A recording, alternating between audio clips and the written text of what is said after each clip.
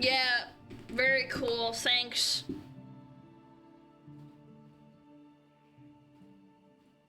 Dude, I'm so fucking tilted. Alana's life was normal until she got a letter given to her by a green rat wearing a yellow shirt. It was her acceptance letter to Chudwarts. Thank you. Yes. Sorry, I'm just a little bit distracted because I'm tilted. Welcome back, Alan. Wide people. Thank Happy you. right heart. Yeah, that was like a minute and a half spike, and now we're back. So I don't know what happened. That sucks. Ads again? I know. I just ran ads, and now we're gonna get ads again. I apologize. It's just how Twitch is. God damn it, man. Fuck. You step on the cable? No, my ISP's just dog shit, man. I wish. It can't be a regular Alana stream without having some lag. Lamau. It's not funny, man. It sucks. I hate it so much. It ruins the viewer experience, bro. Mods. Go piss on the ISP. Bro, do I have to fucking move to, like, get my internet to be better? This fucking blows. Fucking ass, dude. Well, I don't know. Bummer. Get Starlink Lamau. Yeah, it's fine now. I dropped completely, which is really uncharacteristic. Usually, like, a spike like that, it usually just goes away. Yeah.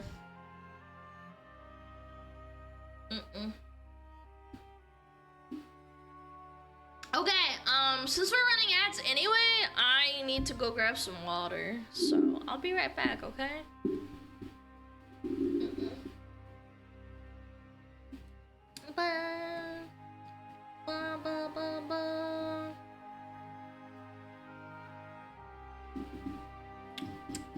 Okay, chat, please behave yourself. Metapod is on.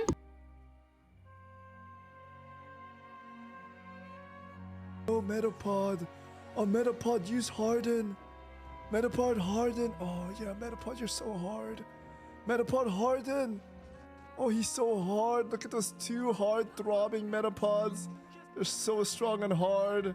Wow.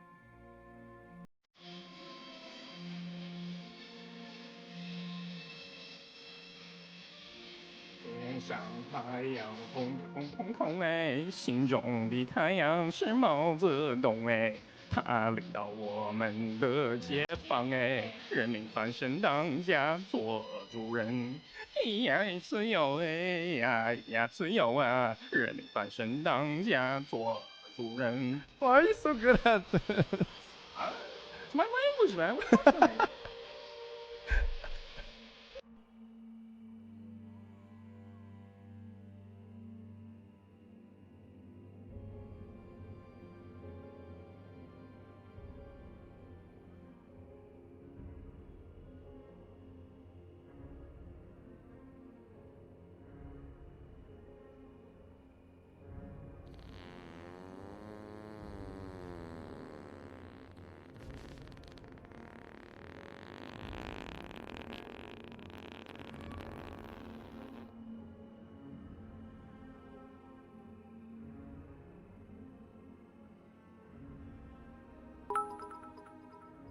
Womp womp.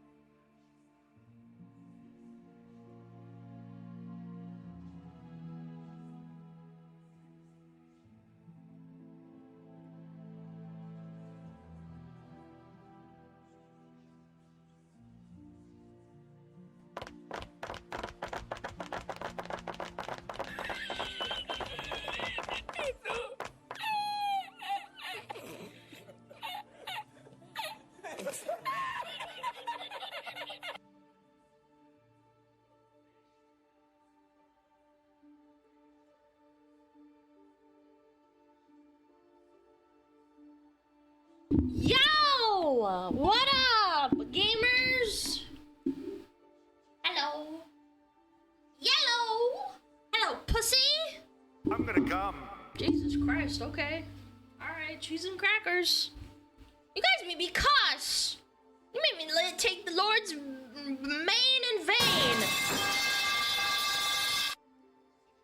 Holy shit. Alright, welcome back to you too, Alana.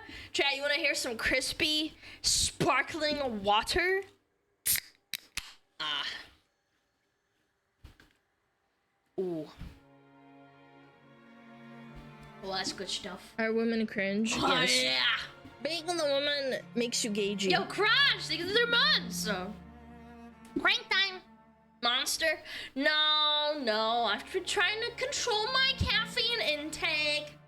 Sounds like Dr. Pepper. It's not, it's Waterloo sparkling water, strawberry flavored. No, it's not alcohol. I'm too paranoid to drink on stream. I might say a slur. Watching my figure. No, I'm not. Like, I mean, you know, like, I'm 400 pounds. Gotta keep my figure. Gotta not go under or over. Yeah. It's not Dr. Pepper, though. Dr. Pepper.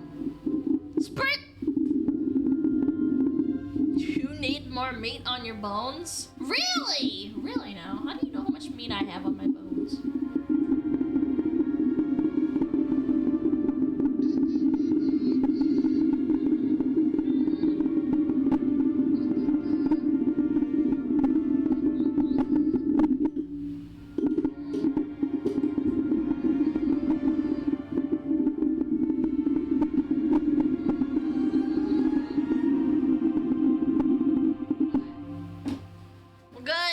We're good. We're fantastic. Woo! Alrighty. Swapping the stand. Say that again. No. No. I won't. Ugh. Fuck. Why does it always do that? You sure the Garfield skit on stream? Sure. That's a good one. Hello? Yo! YouTube Studio! What? Why did it break? Yo! Excuse me? Hello?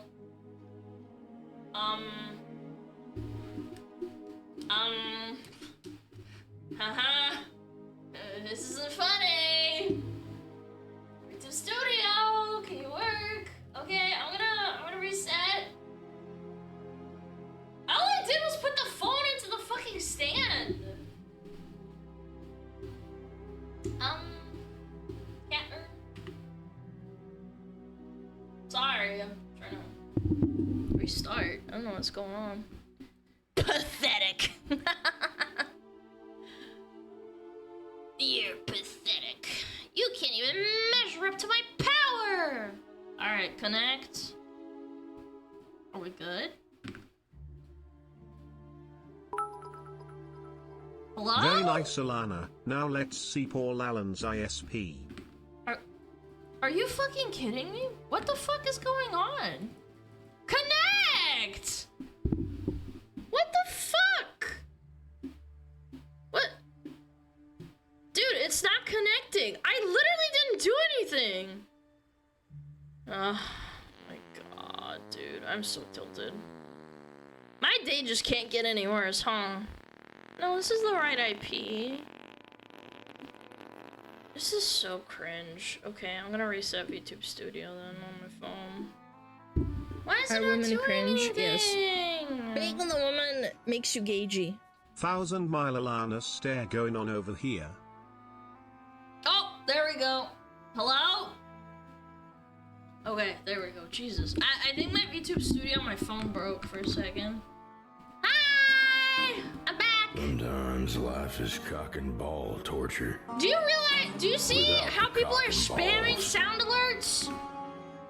And you're doing it anonymously because you're a fucking coward? Ah. Are the thighs okay? Yes, of course. Duh. Obviously. Okay, we're good. I found the button. Do you remember that guy that would spam the CBT sound all the time? Yeah, like all the fucking time during Diablo stream. Yeah, like fucking constantly. And then when we told him off, he'd get really defensive and upset. He single-handedly raised the prices. Yeah. Ah, sparkling water, tasty. Maybe I am German. Germans love sparkling water for some reason. I don't know, I think it's like their culture thing. Okay! Can you please crush my head between your thighs? That's a timeout. That's a timeout. You need to chill. One thing at a time, big man. What did you guys do to him? Nothing. I think he left because he got upset. Mandating biometric digital ID for all citizens. No, Mexico has officially introduced digital identification by signing law. Holy shit! Holy fuck! Dude, Mexico? Big rip, man. Can I pet your tail? Yes. But you have to do it without me noticing, okay? If I notice, you die. Yeah. Mexico of all places. Yeah, I don't understand that at all. Why? Mexico has been going through tough times all the time now. Like, to top it off, now they have like biometric identification. Like, what the frick? Yeah.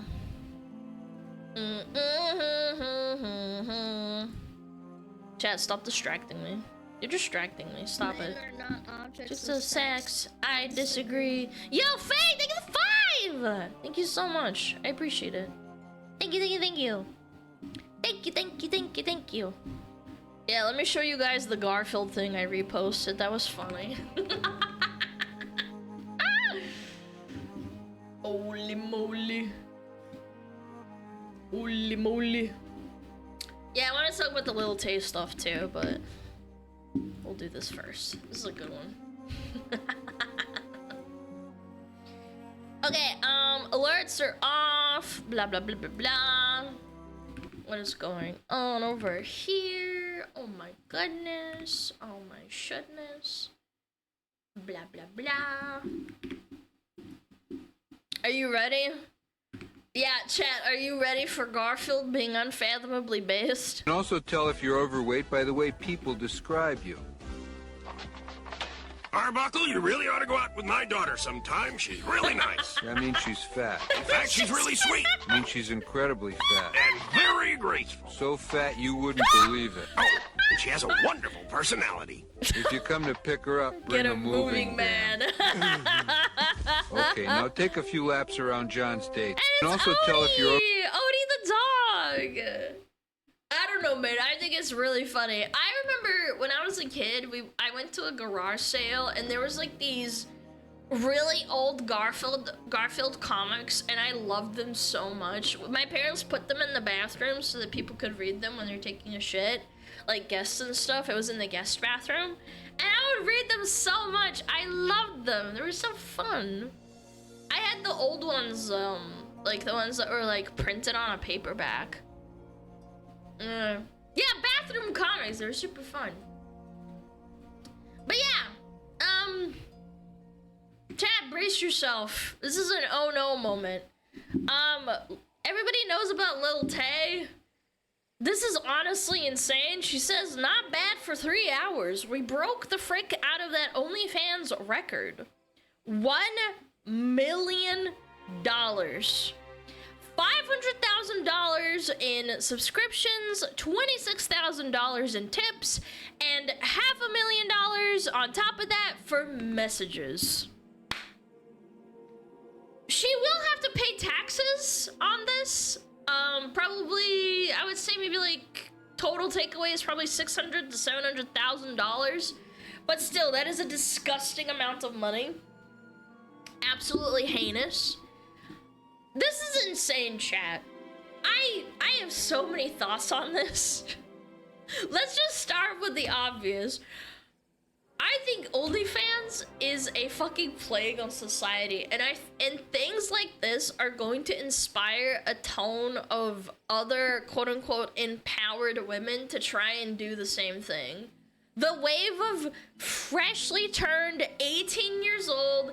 For those that don't know, Little Tay has been saying that she's going to do OnlyFans since before she was 18, and saying like, guys, hype, start pre-ordering. And this is what happened. A lot of people pre-ordered her stuff when she turned 18. The wave of freshly turned 18-year-olds that are going to post their nudes on Instagram to OnlyFans and hoping to see this level of return is going to be absolutely staggering. And guess what? It's not gonna work. This shit never works unless you went viral for some dumb shit before you turn 18. The only reason people know this chick is from reality TV, if I remember correctly. Or it was from TikTok. I forget which one. People will think that this is how it works, and it's not. The Cash Me Outside girl did this too. Yeah, I think she did, didn't she? After she went on Dr. Phil, she was like a couple of years old, not a couple of years younger than 18. Yeah, she did the exact same thing, you're right. And again, that's the trap.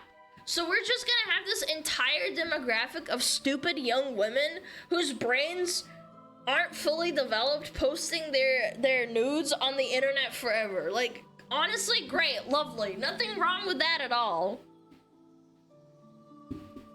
Which kind of like brings me into like another segue on my second thought about this. It's like, it's really funny that we have this actually bad thing happening with OnlyFans, but the payment processors have absolutely zero issue with this. Like, video game characters are too hot, straight to jail. Porn app creates an insanely popular culture of posting your nudes online seconds after you turn 18 with false promises of wealth, because people will see this number and think like, oh yeah, this will happen to me too, but it won't. Yeah, that's fine. Yeah, totally. Visa and MasterCard turning a blind eye on this. Yeah, that's fine. Yeah, sure. And people essentially pre-ordering your nudes for years before you turn 18. Before your 18th birthday. Because you have a social media presence? No issue here. I'm not looking. I'm looking away. I don't know what's going on. Visa, MasterCard, PayPal, they're like, oh, it's fine. It's abhorrent. Isn't her brother managing her accounts? Oh, that's so weird. Oh my god. Like, as someone who has a brother, I that's disgusting. I don't care what you say. I think that's abhorrent. If that's true, that's gross as fuck. That's confirmed. Ugh. I can't imagine. No, that's gross. No. Just capitalizing on popularity as a business wise, an okay move, but morally screwed up. Again, the thing that's kind of like just setting like a horrible precedent is that these girls who are literal whos, they don't understand that Little Tay is really popular with normies and they are aware of who she is, and you know, like, she's been building a presence online, and then this shows to other people that like, yeah, this will work for me for sure. Also, hide that butt. What's up? It's gonna keep happening as long as men will buy it? Yes, unfortunately, yes, you're completely correct. It's legal, unfortunately. You know, I think it's really, really weird and gross, but that's besides the point. That's just my opinion. And I want to remind everyone that I don't have an issue with adult women making their own choices. You want to post your butthole online to try and pay rent? I don't give a frick. Be empowered, girl. Girl boss. You do you. Live your truth, or whatever that fucking retarded saying is. The problem is I have with is OnlyFans is because they operate on a lie. OnlyFans literally profits off of this narrative. They absolutely love that everyone thinks no matter who you are, no matter how little your social media presence you have, no matter if nobody knows who you are, you can just post news on their platform and make millions of dollars. It's unironically a blatant lie, and the mass majority, 99.99999% of girls, will see less money than minimum wage for the low price of having their news on the internet forever. It's quite literally forever. We always say this on stream. My chat says this all the time. The internet is forever. They might not even make any money off of it. They might have just posted it on there, and then maybe down the line they're like, ah, fuck, I want to take this down, but then it's there forever.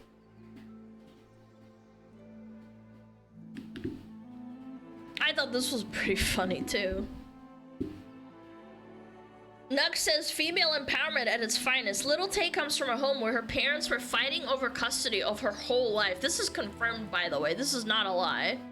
This is about how people thought it was really, really weird when she made a post and said, please don't tell my mom, freshly 18, only available for 24 hours, replying to all DMs. People are basically saying that she was coerced into it. I don't know if it was true or not, but it's a pattern. Again, yes, pattern recognition, absolutely. Let me read this out loud, though. She went viral at the age of 9, flexing wealth and acting like trash. Her mom capitalized on that clout and turned her into a money-making machine, getting her on every podcast on the planet. People were lining up to buy her OnlyFans since 2018 when she was 11 years old. Again, I think it's disgusting. I think this is gross. This is weird. Her last big scandal was when her mom helped her fake her death for some clout. Also really disgusting and weird. She filmed herself naked while she was still a child in order to post those... Oh, fuck. Fuck. Fuck, sorry. Fuck. Sorry. I clicked Super Grok and then I clicked my messages. My bad. Editor, cut that out. Me.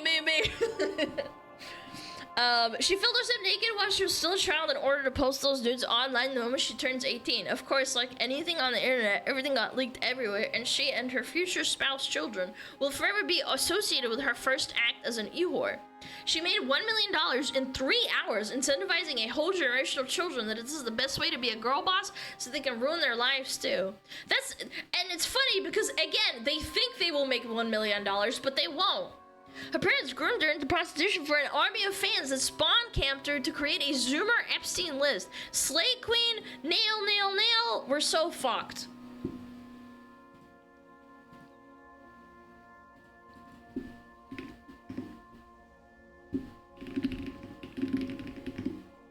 Hold on. I gotta do something real quick.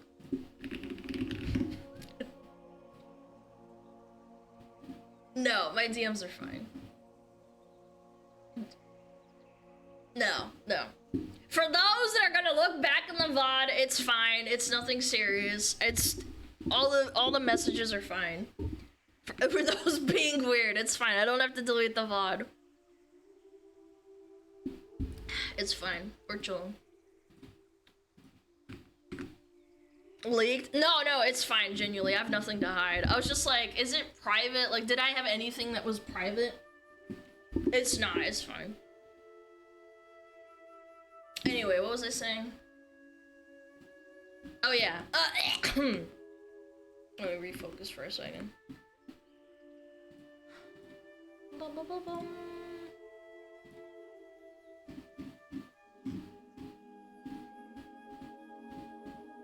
Anyway, yeah, Slay Queen, we're so fricked. Again, I 110% agree with Nux. The entire practice is weird. I think it's a really, really slippery slope, and I think it sets a bad precedent. I think it's dystopian. I think your parents encouraging you to do it is weird and disgusting. And I think it also incentivizes a ton of stupid people to try it, even though statistically they're not even going to see 0.01% of this of this like $1 million that this chick made. And those are all first order effects. Like, think about it down the line. Think about the second order of effects. Think about the girl boss culture it pushes. Think about how it makes dating harder because a large slice of the demographic pie think OnlyFans is this like normal acceptable loophole to never have to get a job in your life. And the obvious effect it will have on birth rates. Like, we already have, like, birth rates are down. Like, everybody knows this. Birth rates are plummeting. Like, imagine, like, in 10 years, people will look back on this and be like, yeah, do you remember when Lil Tay did the thing with the whole opening up shit with 18 years old and how she made $1 million? You think people won't look back at that and be like, yeah, I want to do that too? You underestimate how many stupid people are in the world. I have a problem with OnlyFans itself because it's a pyramid scheme that pays the extra to high profit creators to bring in new girls with lies. Yes, absolutely. That's a really good point. I've talked about this before as well, where there are chicks that promote themselves on Twitter and Instagram saying like, oh my god, look, I got a Lamborghini and I'm 18 years old, which they actually might have absolutely made off of OnlyFans, but then other girls think that they will be able to make that money too, and then they sign up to OnlyFans and they make jack shit, and basically OnlyFans skims the profits and they just get fucked like that. It's kind of like streaming. Like, again, I know people have made this comparison a million times, but streaming is like 99% luck and fucking 1% hard work. No, I'm kidding. It's not. I would say it's a lot of hard work, and even if you work really, really hard, you can still get unlucky. Do you know what I'm saying? Like, you shouldn't expect to work really, really hard and then immediately strike gold. You can go 5 years streaming, like... sorry, I have to finish my sentences because I start deviating so hard.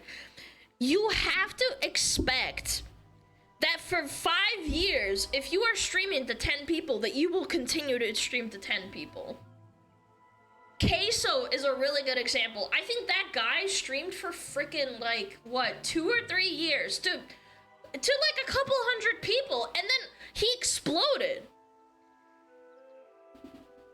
And Jinxie too. Jinxie streamed to like 10 people, and then he exploded. Dar's microtransactions, yeah, that too. You can get like touched by the hand of Asmonimald, and you can explode overnight. Again, it's hard work and just keeping at it, and people don't understand this and think that streaming is the same. Not that OF and streaming is a one-to-one, but you understand what I'm saying, because it's social media. You're constantly putting yourself out there. Yeah, it's absolutely not instant success. Some people think that if you just start posting your nudes online, you're gonna instantly hit $1 million. You start streaming, you're instantly gonna have like 500 viewers. It's not how it works.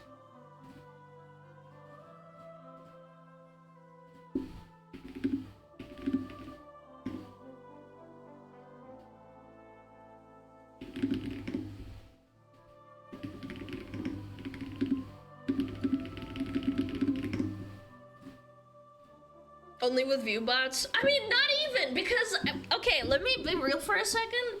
Some people are not entertaining, even with view bots, okay? Maybe a bad example, but Pirate did it too. Yeah, I mean, no, nobody's gonna deny this, even with Pirate. Pirate streamed to like a couple of hundred people for, I think it was like 2 or 3 years, just non-stop, like as a side thing, and then he exploded through YouTube Shorts. You have to hit the lottery at a certain extent. Then he just kept doing what he did. 7 years? Really? I thought it was shorter than that, but still, 7 years is insane. I'm getting off track though. What I was trying to say is, I think that this whole thing is going to have massive repercussions down the line. We are already feeling the effects of the birth rate decline. Yeah, people can't afford to have kids. They don't want to have kids. Like, they don't want to deal with it. And this is what we have to show for it. Little Tay OnlyFans.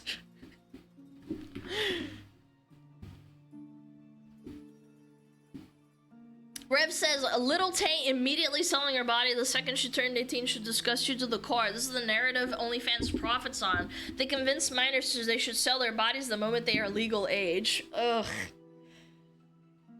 Again, people will say and compare this to the Olsen twins back in, like, I think it was like 2005. I remember tabloids talking about it like a long time ago, saying, oh my god, the Olsen twins are turning 18, that's so hot. But they didn't like go on OF and start selling their nudes, you know what I'm saying? Or was it 2007? But like, that's not besides the point. Little Tay launched an OnlyFans on her 18th birthday, made over $1 million. OnlyFans must be banned. Yeah. This is crazy to me. $500,000. $500,000 in messages. And then $500,000 in subscriptions. It's disgusting. And again, my biggest issue is that when you combine that narrative that it sets for OnlyFans, which they love, by the way, they absolutely love this because it makes them more money. This is a complete and utter lie. You post nudes when you're 18, $1 million. It's that easy. And then you combine that with the societal acceptance of it. You have a recipe for tons of freshly 18 girls to ruin their lives. Chat, when I was 18, I was fucking retarded. I'm not gonna sugarcoat it. I was fucking dumb as shit. I wish I could slap myself across the face. I was so dumb. I'm sure everyone here remembers what they were like when they were 18. Your brain isn't fully done developing. I drove like an asshole. I was a stupid little shit. Still am. I mean, I still am, but like not as dumb as I was when I was 18, okay? You're not no longer dumb. No, I still am dumb, Chet. Don't get me wrong. I'm just saying I was really stupid. Like, you think I'm dumb now? I was a million times worse. Okay? But I'm sure everyone here remembers when they were 18. Your brain isn't done developing, bro. You're prone to terrible decisions. I wish the actual stats...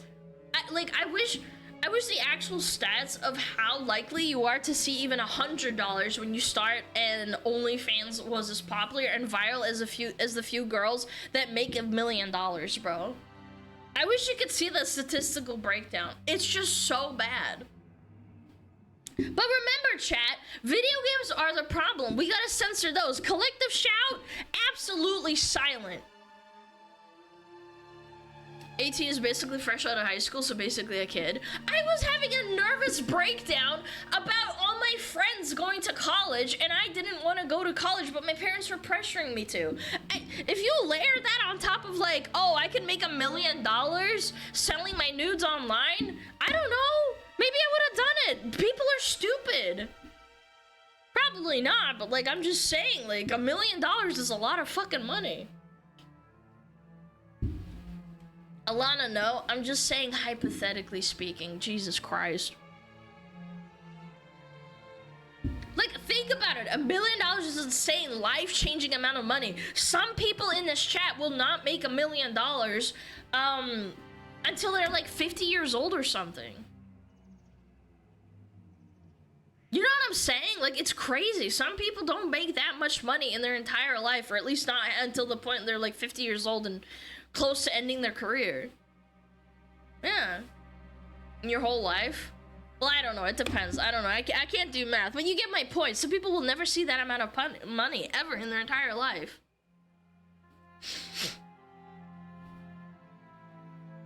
Chubby chasers? Yeah. Hot.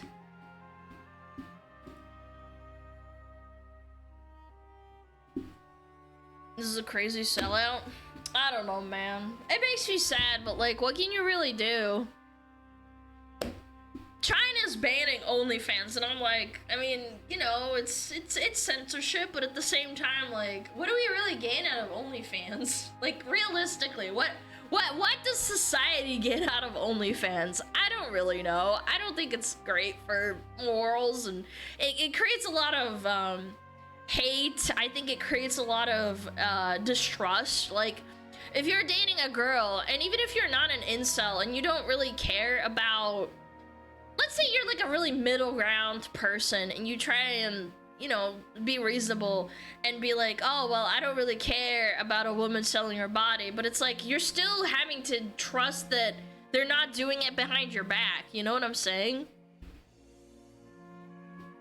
Like, what if they're lying and they're doing it behind your back?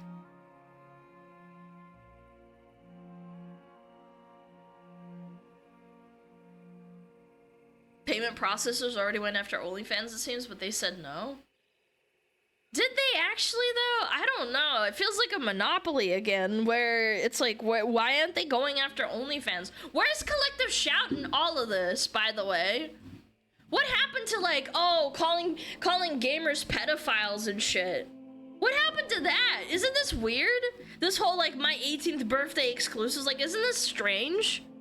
Again, I wouldn't be so adamant about it if they went after them too. I'd be like, okay, at least they're consistent, but they're not. They're really not.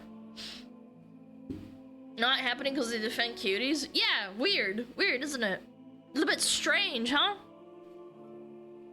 Because it's empowerment.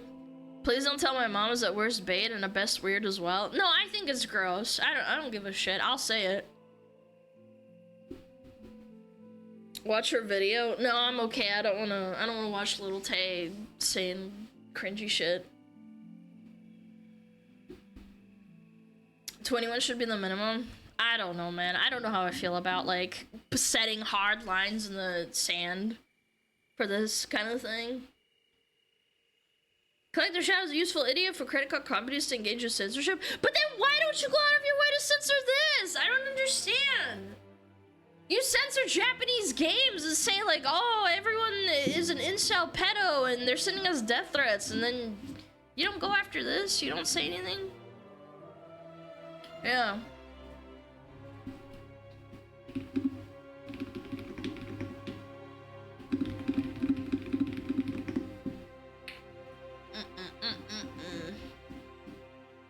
Oh, I thought this was funny. I gotta show you guys this. This is so fucking good. Ah, New York Post classic, banging. Can you, what?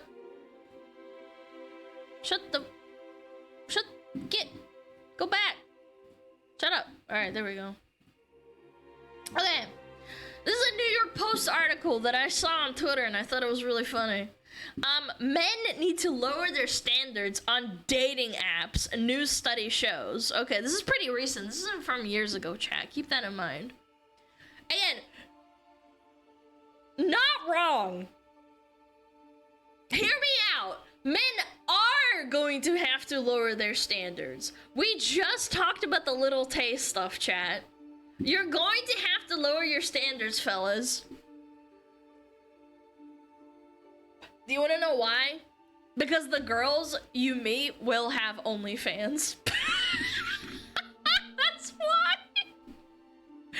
You're just gonna have to get used to that or be single forever, you frickin' chud. Yeah, go back to chudwarts.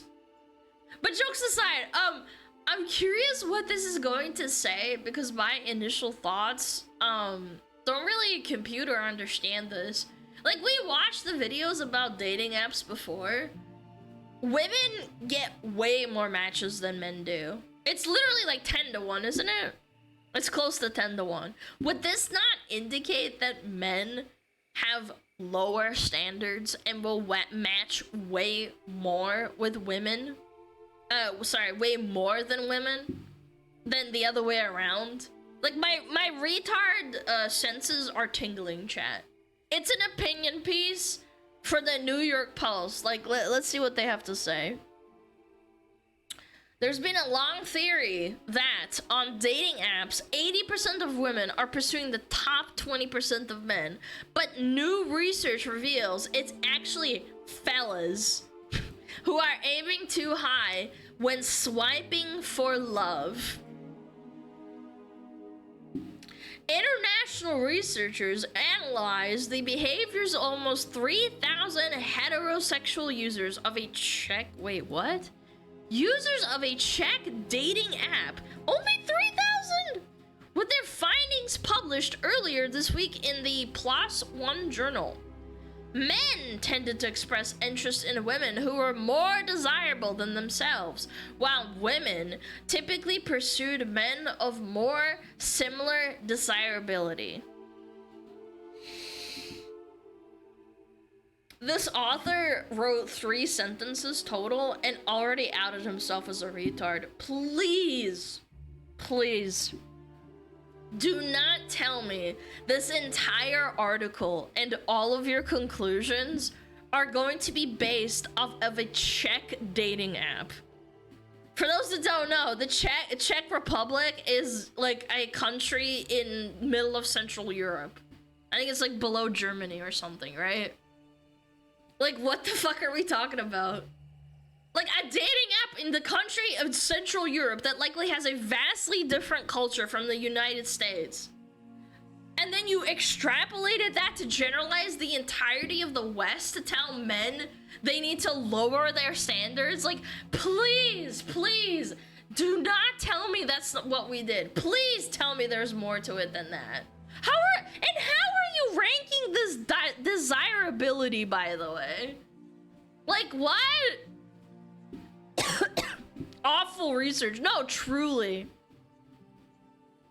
To classify how desirable each user was, researchers counted the number of swipes they received from other people on the app. There were more male users. Yeah, no shit. Meaning that female users generally ranked more highly in this hierarchy. Despite being spoiled for choice, the research revealed that women sometimes chose slightly less desirable partners on average. Oh my god, this is so dumb. Oh my god, this is like actually ridiculous. However, the study showed that successful matches tended to happen between people with similar levels of desirability. Thus, to avoid feeling frustrated and rejected when using dating apps, the research suggests that men should be realistic about their own desirability and not attempt to date out of their league. Dude, chat, I'm gonna fucking lose it, man. They literally admit that there are more male users. What?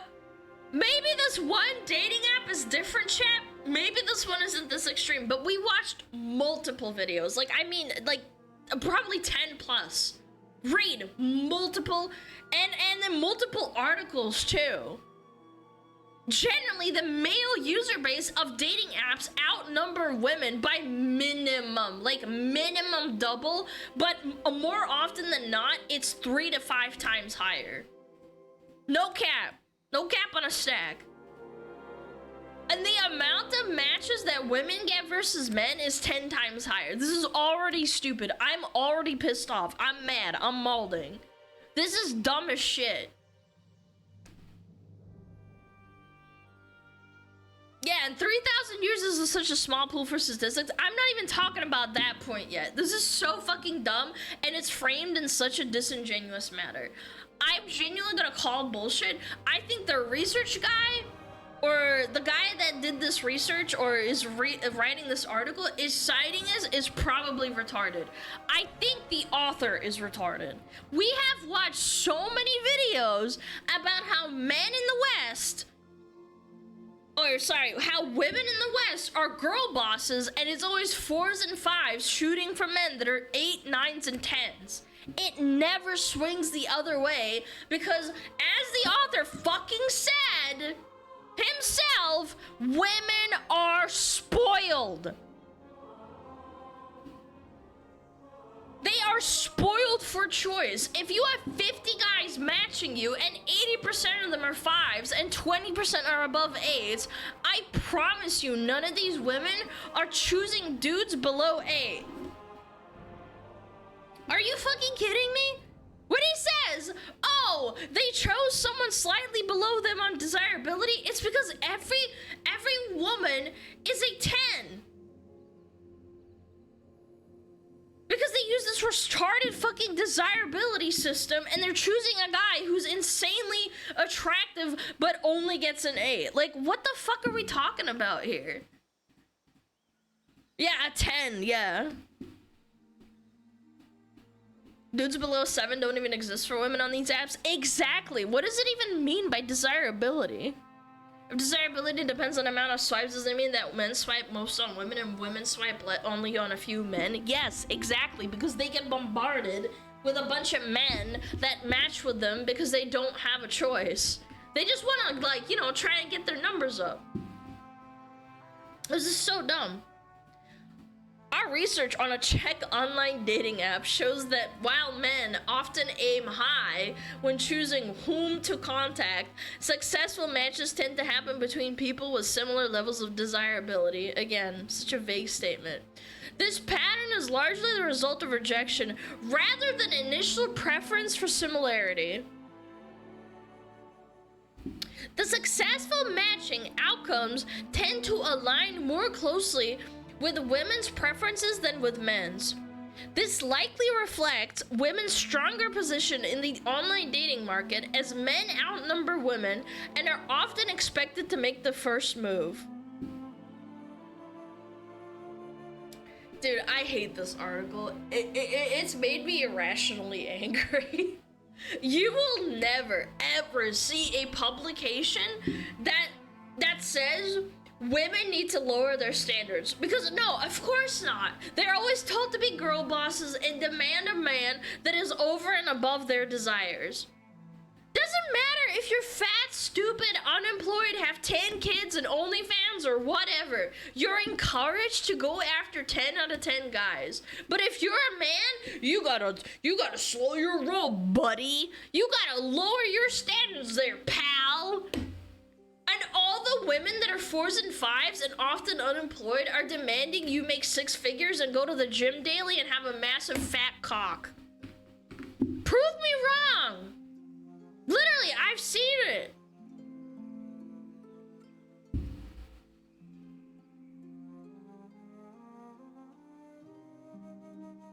Yeah. You're not wrong. I know I'm not. Yeah, the T-App girls. The T-App literally proved it. The women that do this, they are the ones that fucking bitch about you. The methodology is retarded. They're ranking women as more desirable because they got 100 swipes and men less desirable because they get 10 swipes. So no matter who is matching who, it will always look like women are dating downwards. Yes, that's how stats work. These people unironically don't know how statistics work. I hate it. As someone who studied statistics in college, unfortunately, I am subject to reading this shit on how people frame numbers and then try to, like, extrapolate false narratives out of fucking data that also doesn't fucking affect us. How many people in New York are from the Czech Republic? The Czech Republic doesn't represent people in America. What? Like, hold on. What is the distribution of race in Czech Republic 2024?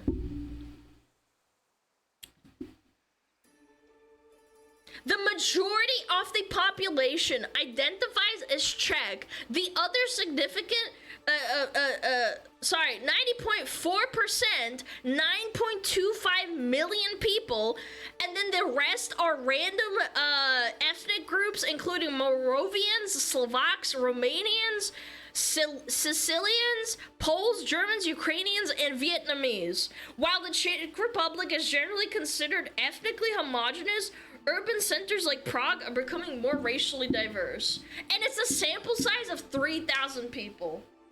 This is so stupid. And then they make this article and like, oh my god, you should really lower your standards. Oh my god. This study shows, like, this study of like who? No offense, Czech Republic, awesome, but like, holy shit.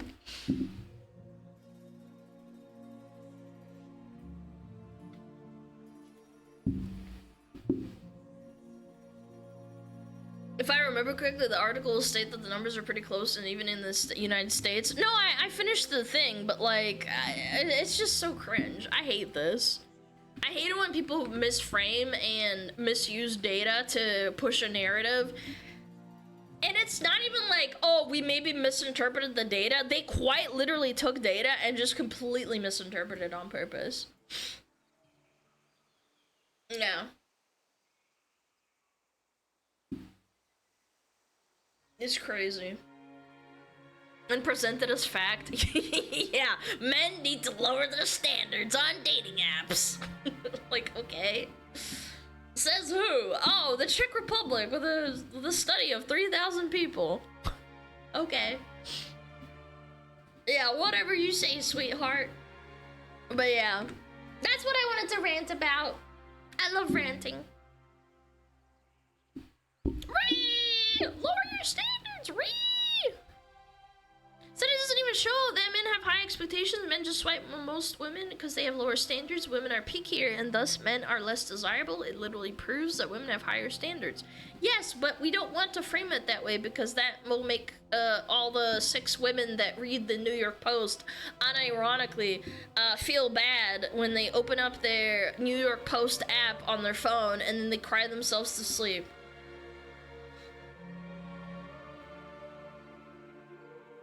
I'm not gonna lie. Okay, I'll be completely transparent with you guys. I don't care if you work out or like, as long as you're relatively healthy, if you're really, really smart, I can forgive you for not having like a fucking 6-pack, okay? I'm just saying. I feel like that should be the standard for everyone. Like, you gotta balance it out. Maybe she's really good at cooking, but she's not like, you know, she's not a fucking supermodel. Maybe she has a butterface. I don't fucking know. I know girls out there that have butter faces, but they're just really nice people. That's okay. Thanks, but you're not most women. You're right, I'm a man with a voice changer. The fuck is a butterface? How do I explain it? Their face isn't fantastic, but their body's alright. So it kind of evens out. Yeah, she's a nice body, but her face. Like, you put a paper bag over it. I know it's a derogatory thing to say. I'm not saying it's a nice thing to say. I've met people like that. Yeah.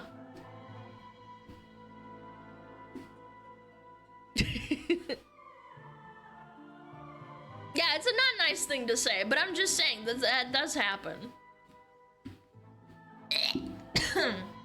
Didn't know this term? Well, now you know. Alana, you're gonna get called Butterface now. Yeah, obviously, I'm a VTuber. That's okay.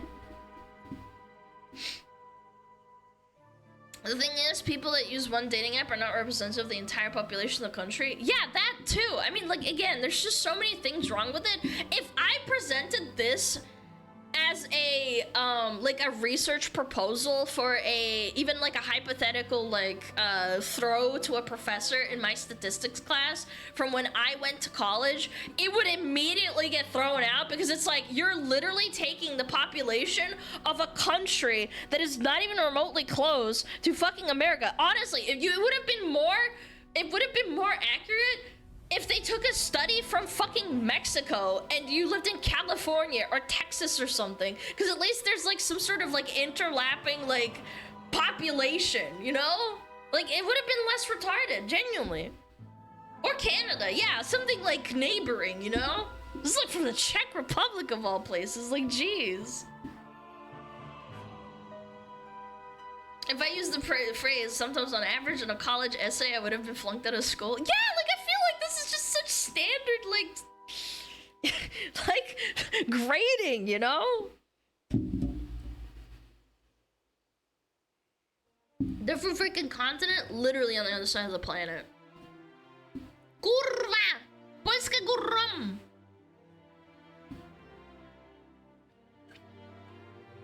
Anyway, yeah. When do we have ads? 6 minutes. Okay, I'll run them now.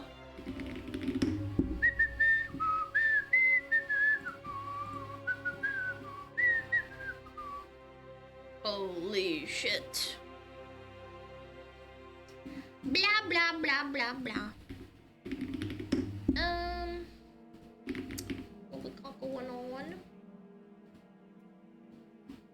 I'm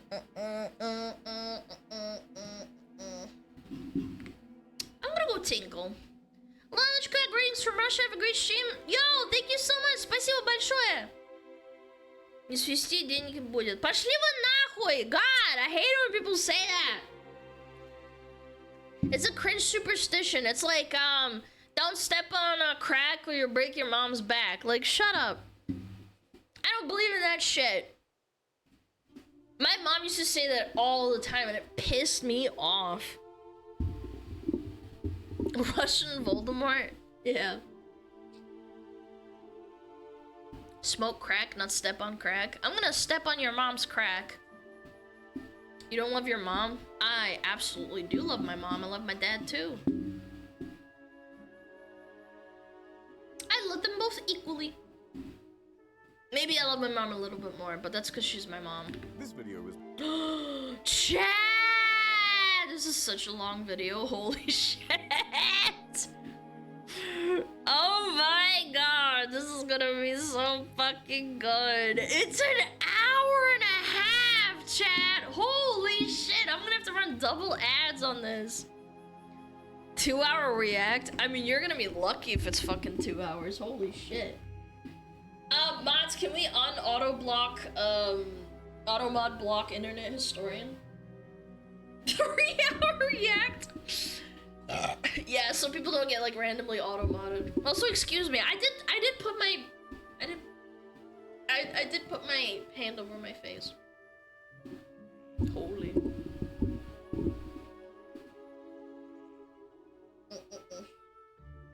Yeah, I'm gonna go to the bathroom real quick. I'm gonna run ads. We're gonna have to run ads during this video. It's gonna be crazy. Ew, disgusting. I might actually go grab some more water because it's like actually gonna be a little bit. Yeah. Okay, I'm gonna be right back. Chat, please behave yourself. Oh, Metapod. Oh, Metapod, use Harden. Metapod, Harden. Oh, yeah, Metapod, you're so hard. Metapod, Harden. Oh, he's so hard. Look at those two hard throbbing Metapods. They're so strong and hard. Wow.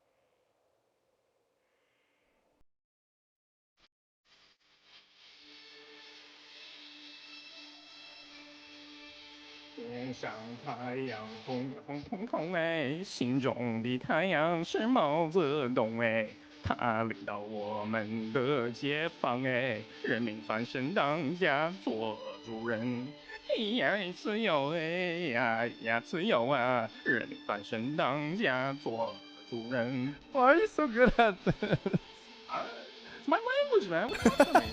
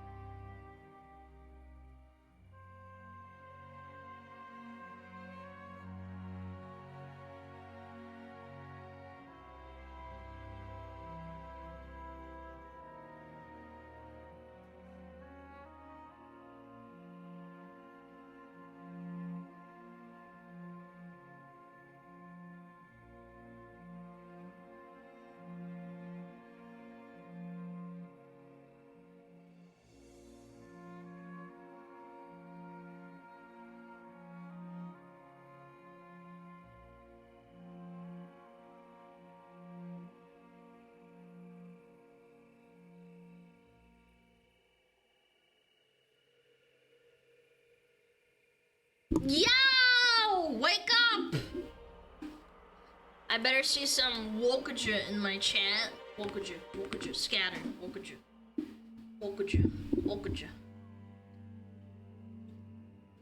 Alana is like a rump steak that has been brined in mango and chili before it's slow cooked in soy sauce and mirin.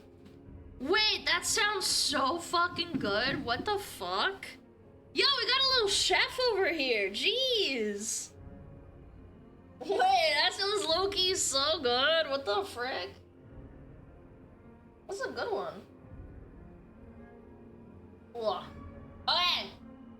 Chat, listen up. This is gonna be a long react. This is gonna be a really chill day. It's gonna be fun. And remember, please go check him out. Like go watch his other stuff. His other stuff is fantastic. Can I get an apple bob before we start reacting? Okay, since you're being so nice. Apple bob. Apple bob. Apple bob. Apple bob. Apple bob. Apple bob. Apple bob. Apple bob. Yeah! Too close? Fuck you.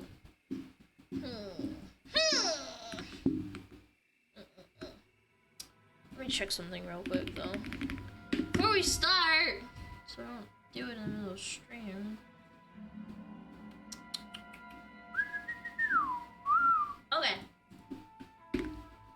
Bada bing, bada boom. Bada bing, bada boom. This is gonna be a great video. It's gonna be fantastic. Always enjoy myself when I watch an internet historian video. He puts in a lot of effort in like voice acting and production. Even his ads are fun to watch. Time for 3-hour react. I will try to not make it 3 hours, okay? Depends. Sometimes I kind of lose myself in the moment, you know? Like, it just kind of just goes boom and it flies by.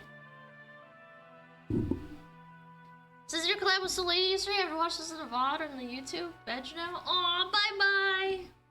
Yeah, if you guys gotta go, you gotta go, you know? It's the rest of the stream. Ah! Yeah. Alright, chat, I am very ready. The Ever Given. This is gonna be epic, chat. The amount of effort Mr. Internet Historian puts into his videos is monumental. We have to appreciate that. Please, go check out his other stuff too. He has similar stories about ships sinking and all that, but this one's gonna be epic, I can tell. Chat's been hammering at me to watch it. So let's lock in. This video was made possible by Saley. And some very patient people over at Patreon. Okay, music fades in. Alright. My friend, let me weave you a tale of a windswept night beyond the old Egyptian sands, where the water plays coy with the shore, and the coy are sure to play in the water, where the desert wolves make love to the moon. There's wolves in the desert? What? I didn't know that. Exterior day. Oh, this is the Suez Canal. Yeah. Undeniably, Egypt's most famous body of water. Yeah. Nothing bad ever happens here. I don't know. I've heard some stuff about it. Oh, except for that one time.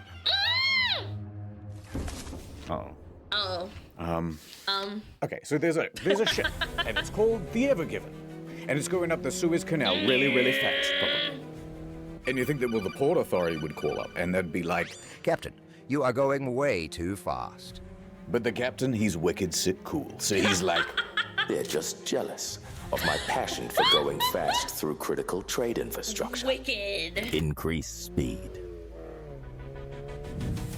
If you will not slow down, prepare to meet the full might of the Egyptian military.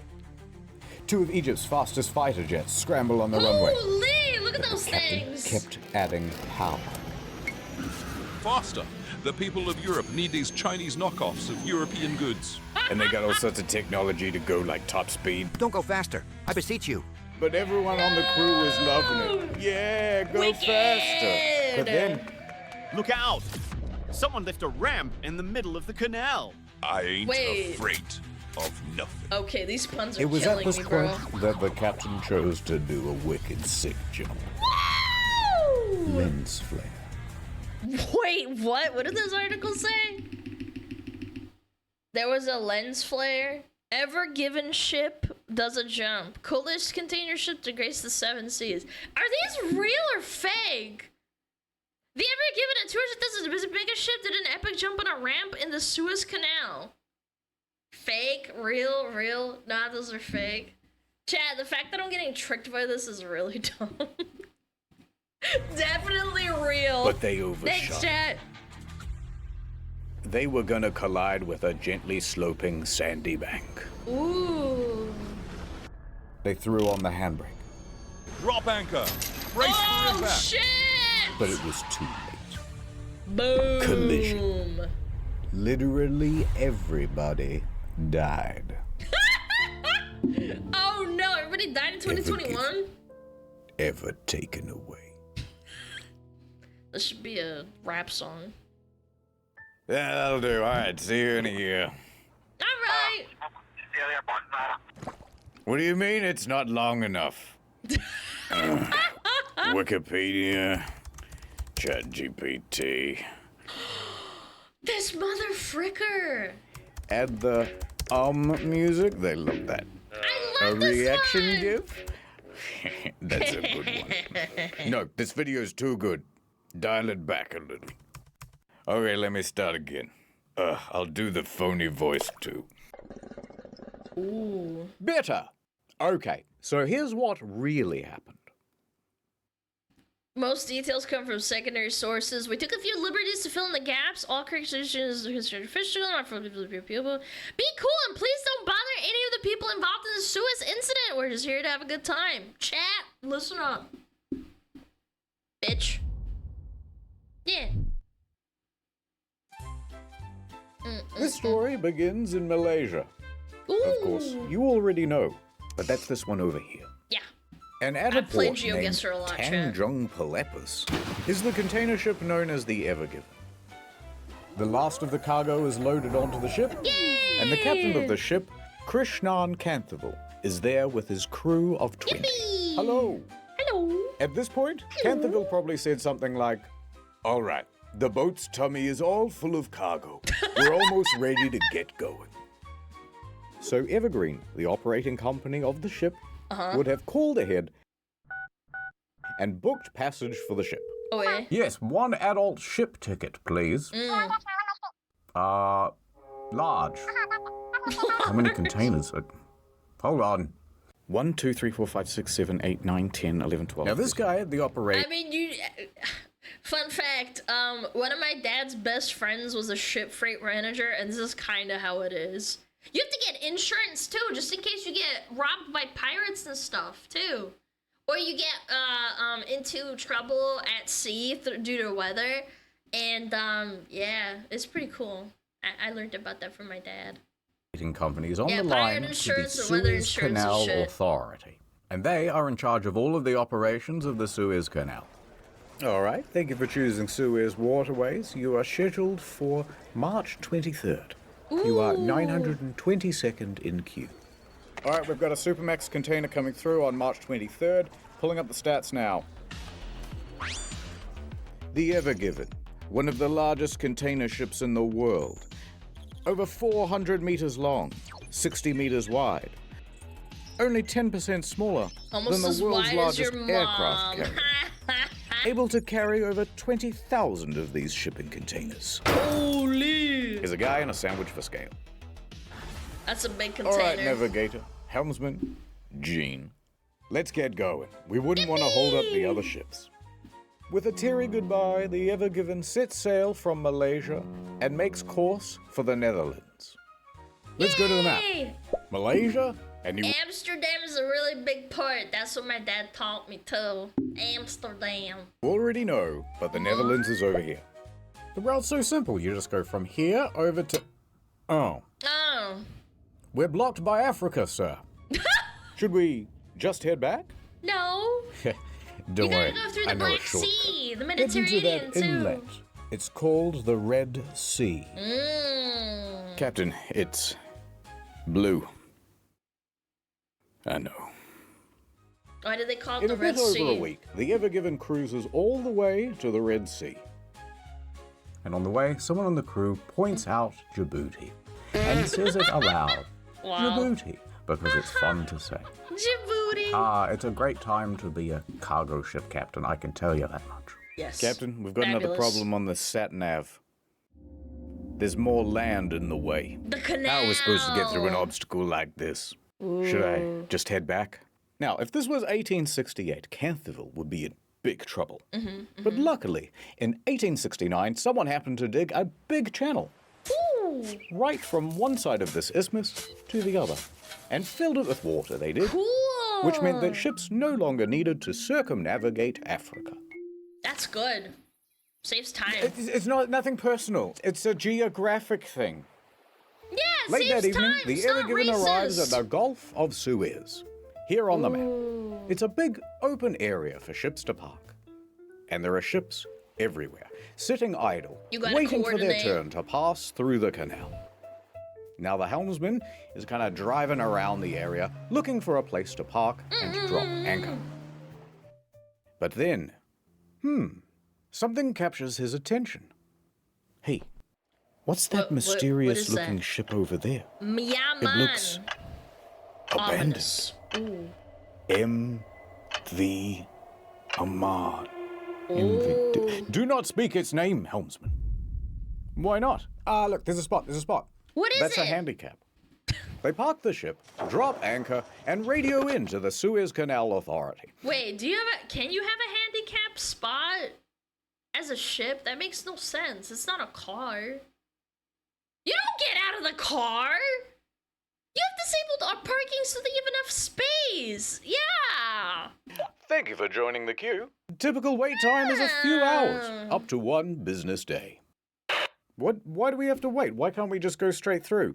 Because it's not your turn. Because we've got rules here at the canal. A big book of them.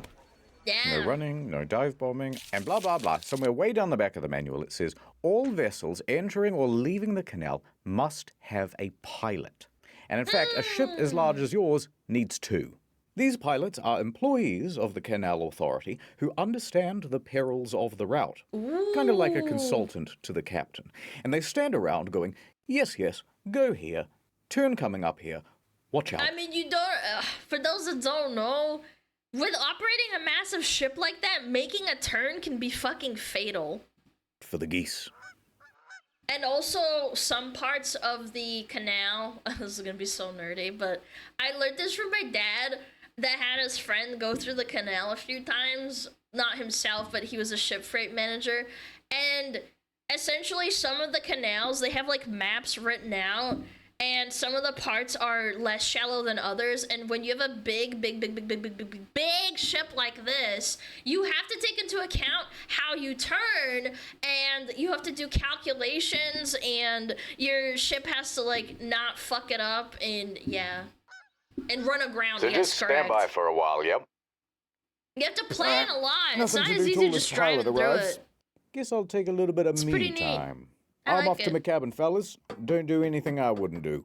All And so right. just after midnight, Canterville heads back to his quarters to take a nap. Okay. Quite a cozy scene, wouldn't you say? This is me. But all is not well on the Ever Given tonight. Uh-oh. There seems to be some trouble. With the weather. Ah! Not the 2:30 weather! a.m. Canterville wakes up. Outside is the loud rattle of shipping containers Is it just sparring Desert with the Storm? wind. A Loud Desert enough to Sandstorm? capture Canterville's attention. Rah-rah. He dashes up to the bridge. All right, what's the status on it being Amazon really packages. windy outside? The wind is up to 35 knots, but the Ever Given is fine and the anchor is keeping us held. All right, it sounds like I can head back to my quarters then. Wait, Captain. No. I think we need to move the ship. Yeah, those guys are getting closer and closer to us. We're surrounded by ships like the Al Nasriyah. Their anchors can't withstand the wind, and they are being dragged about. Oh no. We need more buffer, or there's risk of a collision. They can collide! Good thinking. All right, But Judy words Engineer, collide. prep the engines. Aye. The ship kicks to life. The helmsman steers the Ever Given to get further away from the other ships. This whole thing might be cancelled. Poor control. This is so Although scary. this waiting area is delightful, the weather outside is very frightful. Is passage through the canal still happening? Not cancelled. Hold position. Your pilot is wrapping up and will be on his way to your vessel soon. Okay. They're making us wait. That's Captain, not good. if we're struggling not to hit ships in this big open area, it's going to get pretty dicey when we have to navigate through a narrow channel like the Suez. Yeah. Yes. Yes! Although you should have said, spoiler warning. It's funny because the Pippa plushies, like I ordered the Pippa plushie and there was a fucking delay that was kind of ridiculous. That can happen. Like something could happen to the ship and they can just lose everything. My Pippa plushie almost didn't make it. Could have been bad. Coming up next on Channel Ad Time. Welcome back to Raising Sailey. I'm Sailey Man, professional traveler and eSIM user. Finding tourists to get them huge savings on an eSIM plan. Wow. It ain't for the faint of heart. Cool. But if there's one thing I've learned in all my years, when they're traveling, they need data. I can't get an Uber. Data. I didn't sort out my data before I left. Got another one? Try this. First, we download the Sailey app on your phone. Then we choose how much data we want and where. Then we add the code Internet Historian for 15% off. And don't forget the most important part. Mwah. I just gave your phone international data using the Sailey app. Thank you, Sailey Man. Very cool. So download the Sailey app or scan the QR code on the screen now and use the code Internet Historian to get 15% off I at don't checkout. travel, so I don't It's use so it. beautiful here in the hills of Switzerland. If only I could listen to podcast in the background. Here comes Sailey Man. Over 200 destinations, 24/7 live chat support, and no physical SIM or roaming fees, because it's just an app. Could I have my phone back, please? At Sailey, No. family comes first, and data comes second. Data comes first. They're both tied for first. Tonight on Raising Sailey. Raising Anyone Sailey, can get Chad. Sailey. I Did love what? his ads. They're so Sorry, funny. I have a boyfriend once. Or regular. I have a presentation in 15 minutes at the UN Security Council, Mhm, mhm. and I Mhm, didn't mhm. download the slides. Without this presentation, I'm worried they're going to nuke North Sentinel Island again. 15 minutes to that's go not and he good. hasn't got That's the where slides. SpongeBob lives, I'll be the Chad. guy who started the next World War without those damn slides. 10 minutes to go and he hasn't got the slides. History will not look kindly on me without those slides. Oh, Here no. comes Sailey. Thanks, Sailey. Now you have 10 gigabytes of data on your phone. Cheaper than most phone providers. I love you, Sailey Man. Hush, little one. I saved it. The Sailey app really saved It's so weird. This truly was our darkest hour. His But arms we are like prevailed. cracked and shit. It's not an easy job, but Sailey gets me through. Thanks, Sailey. So download the Sailey app or scan the QR code on screen and use Internet Historian as the code to get 15% off at checkout. Get some damn data on your phone, why not? Add over. The sexy Pokemon slide. Some time has You guys would notice that. passed. We're back on the bridge. You guys are gooners. There's the helmsman. Captain's gone back to his quarters. Pilots won't be here for hours. Then suddenly, an idea. Okay. The helmsman takes Not it a good upon sign. himself to navigate a little bit of art. Goodness. Tee-hee-hee, says the helmsman. As long as no one checks the nav data, this won't come back to bite me at all. Error A couple about of hours that. pass. The wind dies down just a little. No ships crashed into the Ever Given, but a small one did pull up beside it. Is it the captains? Captain, pilots are here. Ah, the pilots. That's what they're called. Welcome aboard. Oh, hey, Captain. Ayoy, Yes, oyoy. we're running late. Where's the helm? We don't know what the pilots' names are, so we're just going to go with blue and red. Okay, I think we should move ahead at about 14 Captain kilometers. Blue. That's right. Ahead. 14 kilometers per hour. Okay, he's taking charge. The Ever Given That's good. joins a convoy of ships taking position at the entrance to the canal. Yay! Convoy, checking in. Ready, ready, ready. Ready! All right, everybody. We want to be alert. Stay focused. Yeah, It's scary, Captain. chat. I'll follow the other It's ships. intense. I'll try not to get lost. Hold on, helmsman. And the audience. This is a much more perilous journey than you might know. What? A big straight line? It is 193 kilometers of narrow That's a waterway. really And I hope you've got some long time to stamina ride, because bro. it takes 12 hours to traverse. Wow. That's a full day trip. Some parts are only 24 meters That's what deep. I was saying. That's what I was saying, man. You gotta be super accurate. Oh, that's very shallow. Yeah. Yes. And only 200 meters wide in some parts. Mm-hmm. That's very narrow. You guys think I was I've lying? seen McDonald's drive-thrus with more clearance. And you certainly wouldn't want to have an accident, would you? It's because your mom needs that clearance. Because 12% of the entire world's sea freight passes through here. If Big you deal, blocked big, it, big, big. the consequences would be humongous. No pressure, though. Like your mom. I see. Oh, don't mind him. He gives that speech to everybody. Ahead, 14 kilometers per hour. Yes, pilot. 14 kilometers. sir, yes. Steady on. So into the canal, the Ever Given went. As they cruise, the winds swirl back onto the sea. Oh, No no. longer buffered by miles of open water, the sand and dust can blow about with abandon. You can't see anything. Low visibility. Strong winds jostle the ship. Grit pelts the bow. The Ever Given steams ahead at about the pace of a fast jog. And there's no real build-up here, to be honest. Things go awry almost immediately. Oh, fuck. How are you coping with the wind? It's manageable. All right, well, the wind is definitely pushing us to the left-hand side. You gotta Yes, just try to keep re-angle it it. as centered as you can. Adjusting. These winds are quite something. Do you think we should have insisted they postpone? The pilots don't seem worried, and they know this water better than anyone. True. The angle of the wind is particularly nasty, catching the enormous surface area of the ship and constantly nudging it off course. Helmsman, you're still too far to the left. You got to get back to the center. Yeah, I'm trying. Adjusting. The helmsman keeps changing the trajectory of the ship, but he cannot seem to stay in the center.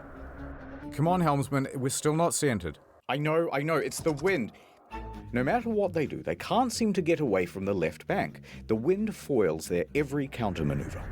This is not as manageable as I thought it would be. Is it going to be like this the whole way? Don't worry, this is really common. It won't be the whole trip. No. The problem is we're going too slow. Red Pilot takes the initiative. Red Pilot, If we speed up, we can push through the wind. Accelerate to 22 kilometers an hour. Wow, that's fast. Somewhat reluctantly, the helmsman obliges. 22 kilometers per hour. Engines engage and the ship speeds up. Captain, going this fast in heavy winds is needlessly reckless. There are protocols for this sort of thing. All right, Gene, it's a bit windy. Relax. This must happen all the time. The Red Pilot was right. The increased speed helps them to fight through the wind and get away from the left-hand bank. However, they can't seem to keep the ship in the very center. Helmsman, you're aimed too severely to the right-hand bank now. Oh, no. We need a bit of leadership here. Don't worry, I know what to do. Turn left. Adjusting. Adjusting. The pilot's giving steering instructions now. Captain, is he supposed to do that? Captain, the pilot is not here to give steering orders. You should say something. Yeah, have some balls. The ship is now consistently snaking left and right, and left and right. Turn to the right! So they turn to the right, but then they end up too far to the right. Oh, no. You're too close to the right bank now. Turn to the left. Yes, I agree. Turn to the left. Look, this is all a bit tense, and we both know where this is going. It's gonna crash. It's gonna crash. Let's just enjoy it. I remember reading about it in the newspaper, man. How Oh, wow. everyone's Amazon shit is There it getting is. delayed A in gently Europe. sloping sandy bank. It's pretty funny, but like Red not Pilot, funny. we're just consultants. This isn't our job to steer the ship. You're micromanaging. We should only be giving general navigation advice. We're getting too close to the left bank. I can't keep it centered. We have to slow this ship down. If we slow down, the wind will push us into the bank. This What music do I is do? not matching. Reduce the speed. The two pilots begin bickering. And not just bickering normally, they're bickering in Arabic. Arabickering. Mashallah, you will taste my shoe. And Canthavil's crew doesn't speak Arabic. What the hell are they saying? Wait, that's actually pretty funny. I don't know. Neither do I. Does anyone here speak Arabic? Okay, man. The Ever Given has reached its target speed of 22 kilometers an hour, but they're taking wider and wider turns and can't seem to get anywhere near the center of the lane. And the two pilots, they're still fighting. This is not good. Captain? Captain! This is terrible. Pilots! Captain! The Ever Given then reaches an extreme, unrecoverable angle, pointing acutely to the right. Oh, straight for the back. My God. Oh, come home. We need to turn left. Now. This Hard is really left. nice music. Hard to the left. Hard to the left. The rudder turns. But the ship doesn't turn with it. Uh-oh, this is bad. Instead, they're going too it fast. slides. Drifting! Gas, gas, gas! Didn't I tell you to turn left? Why aren't we turning? I am turning to the left, Captain. The ship's not responding. Cooked. I knew this would happen. It's your fault. The helmsman loses his ability to steer. The ship has gone out of control. Come on. Whoa, whoa, whoa, whoa, whoa, whoa, whoa, whoa. I see boobies. I see boobies right there. Holy. Captain. Canthaville finally steps forward. Enough! Helmsman, center the rudder. Reduce speed. Rudder center. Reduce... But it's too late. Canthaville did not intervene in time. Shit. Shit. Home. Come home.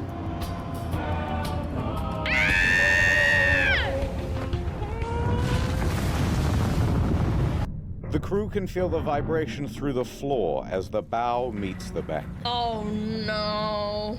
They're gonna block the whole thing. No! The whole thing's blocked! That bow, raised 6 meters, slides into the bank with ease. Like a hot pencil through pudding. Oh, cause it's so sandy and beautifully big. I like your mom. Meanwhile, the rear of the ship is pulled into the opposite bank. Uh-oh.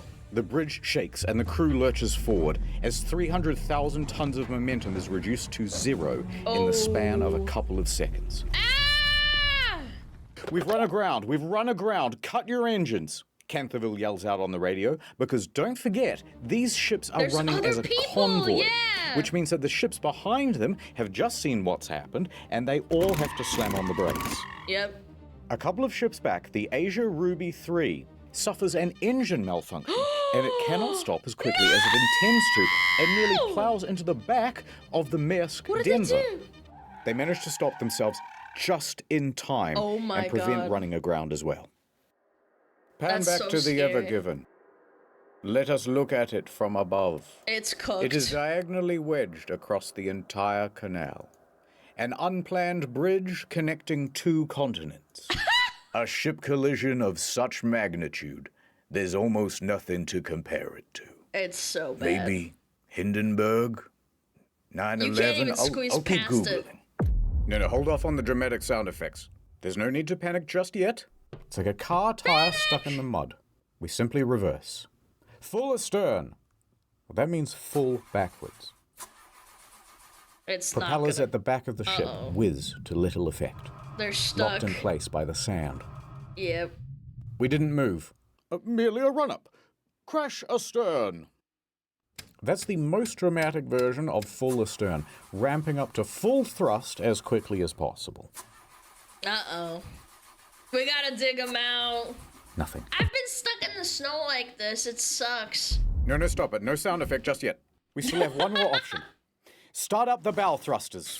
Full thrust They're the into your jets mom. at the front of the ship. They give a little bit of extra oomph. Crash astern, full thrusters. I'm starting to think No they're cooked effect, shit. sir. Now,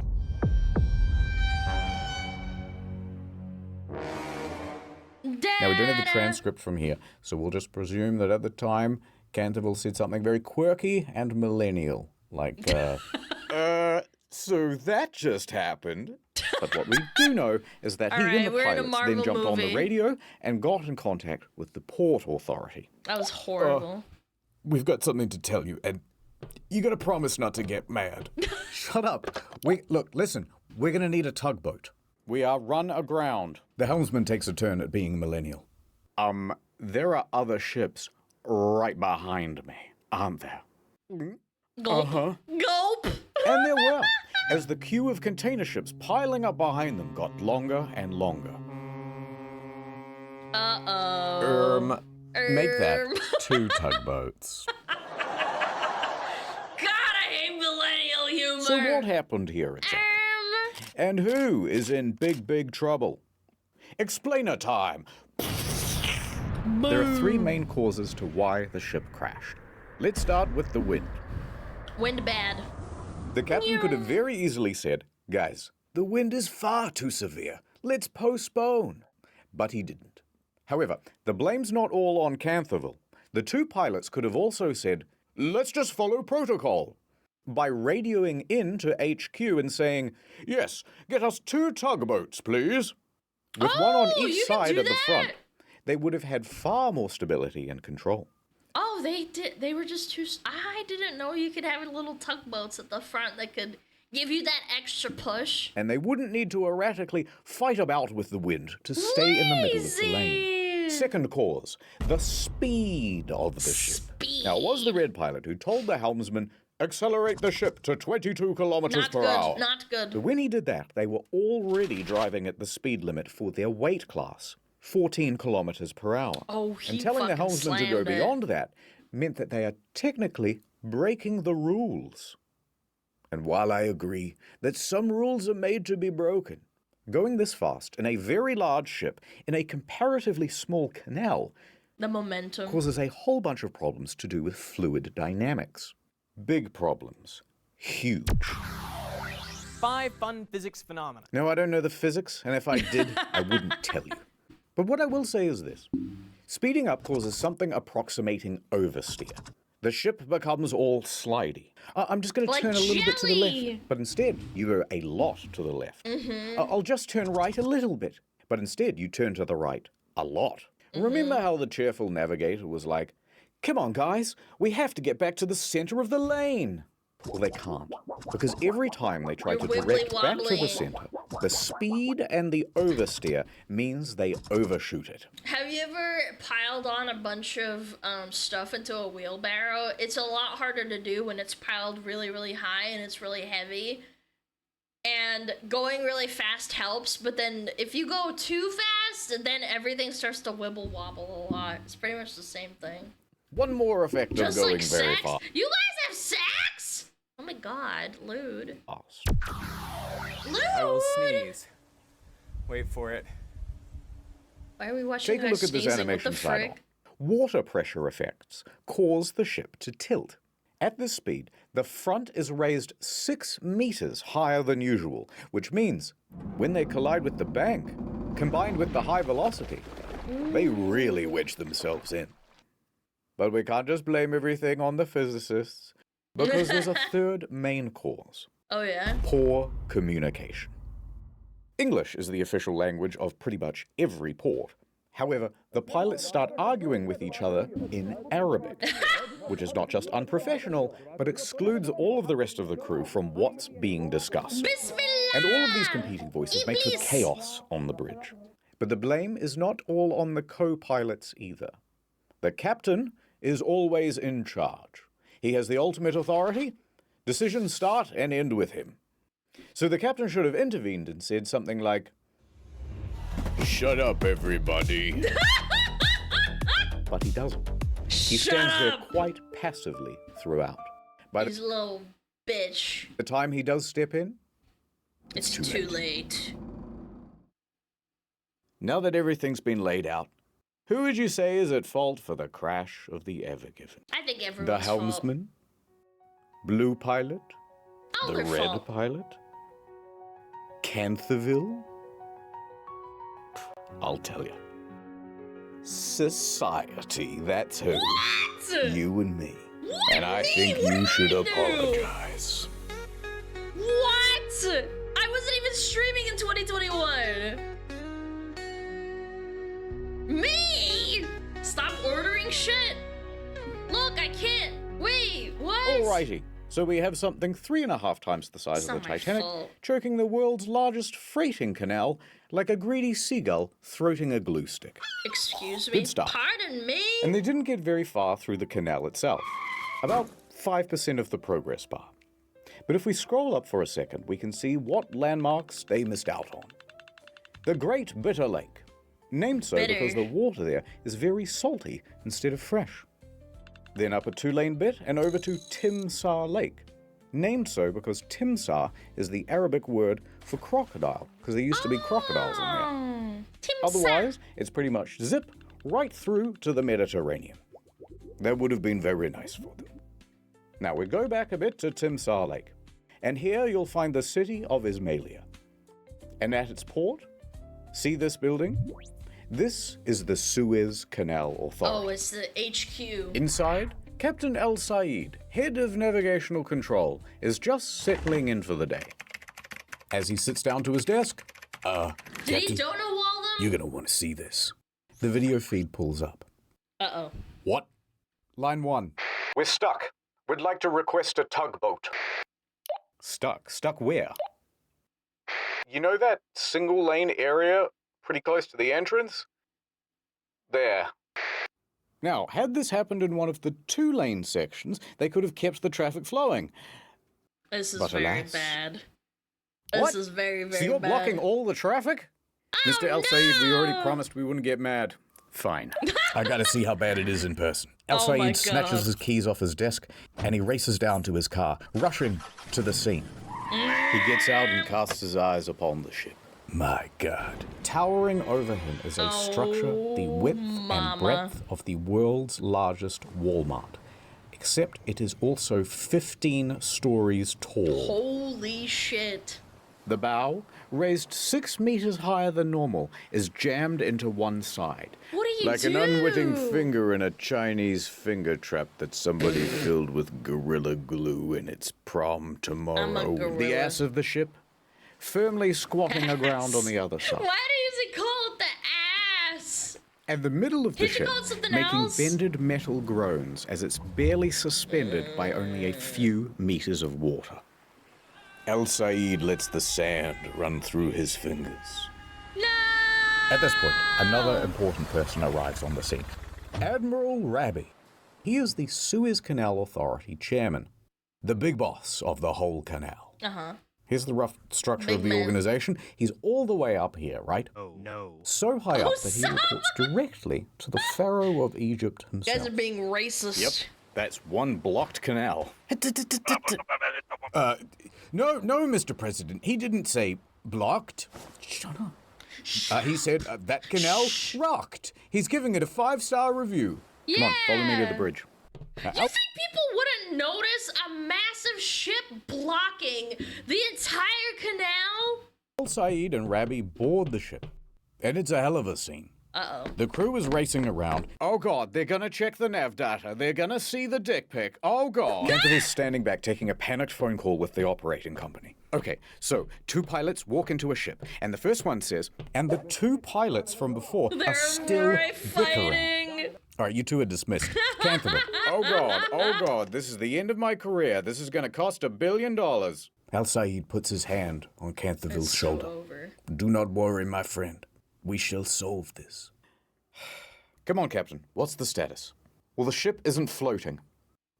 Okay. Yeah. No, what I mean is the situation is worse than you think. It's the way we're pitched up on the shore. The weight distribution is all wrong. We're like a raised bridge, but we don't have any of the support underneath. So what do you do? The middle of the ship could I wouldn't bend know how under to its fix own this. weight and tear. So it could sink? Yeah. That would shut down the whole canal for months. Are we taking on water? No, I've had the engineers check the hull. We can't see water making ingress anywhere. Yet. This is so The best way to get bad. free and the best way to prevent the ship from potentially sinking is to lighten the load. We need to get rid of at least, I don't know, like 20,000 tons. What? How quickly do you think your crew can offload containers? No. Look how that's high not those boxes possible. are stacked. To offload these How are you containers gonna is do going to that? require specialist equipment. The kind you'd only find Yeah, at a the dedicated port. port. We're not going to be able to offload these containers out here in the middle of nowhere. All right, well, it's the easiest, most brute force solution you can think of. The ballast tanks. Yeah? Go on. What? We've got nearly 10,000 tons of ballast water on board. We can dump that right now and relieve some pressure. Excellent idea. I'll get started. No, you can't do that. Well, why not? Allow me to explain. It's You me! see, when a ship fills its ballast tanks, it's filling with more than just water. It's a big, dilute, salty soup of algae, plant material, and even sometimes small fish. Oh no. Pick Oh that no, up and- that fish got me an age restriction, chat. Oh. Malaysia, and then just dump that at the next port, you're introducing these stowaway pest species into the environment. Some examples of these invasive species include the Northern Pacific Sea star, the European green crab, Mr. Krabs! that son of a bitch, and cholera. So you have to treat the water before you discharge it, usually through heat or chemicals. And the key there is that it also requires time and access to one of these treatment machines. And we're not at a port. I didn't realize It's it going was to take much longer than complicated, usual. But let me get onto the line with the guys at Ismailia. We probably have a portable water treatment machine somewhere. Al Said turns and looks out the window. Coming down the canal are 2 tugboats, the ones that they ordered earlier. Look, we might not even be that deeply wedged in. These Yeah, 2 right. tugboats might be all we need. Yes, tugboats. This is the Mosaid 2 and the Mosaid 3. These 2 little guys are able to pull around this massive cargo ship, comparable in size to the Everton. That's really cool. Is On go that the ties. powerful? Line secure, all fast. Engine ready. Let's go! Ready to pull. Tug this. Campbell looks okay, nervously man. at El Said. Chat, you're so big you need 3 tugboats to tug you. Commence pull. Slow ahead. The polyethylene ropes whine as they're pulled taut from the water. The tugboats lightly draw against It the means ship, assistant? testing for That's resistance. cool. All right, a little more. More. More. Full power. Come on! Nothing. Not an inch of difference. Oh my god. All right, stop engines. Be on standby. We need more! This isn't going to work. With just 2 tugboats, we do not have the pull for a ship this massive, this deeply grounded. It's also low tide. That's not helping. Oh yeah. Wind's high True. tide. Early afternoon, in a couple of hours. All right, that buys us some time. That's How soon not do you think you good, can get a man. dredger out here? Let me find out for you. Please hold. The dredgers can remove the sand below the waterline that's all built up around the ship. Hi again. They say it'll take a day, maybe 2. All right, tell them to hurry. That's a so day bad. or 2? I'd better update my boss. Let him know it's not gonna be a quick fix. I should call my wife as well. All right, don't go too far. I need you for something in a minute. Hey, what about excavators? Oh yeah, how many we got? Right now? No, for my birthday. Yeah, now. 1. That's One it? guy. There's You got only one one guy. excavator on standby for the whole canal. Well, it's just post-COVID. Everyone's been excavating from home. Patch me through. There really was just one guy, by the way. It's local contractor Abdullah.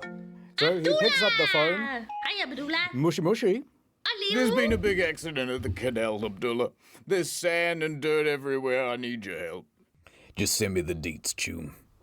Abdullah jumps in his truck and heads to the scene. And when he pulls up, Oh my Gott god. in Himmel. He sees the massive I don't think that's what he said.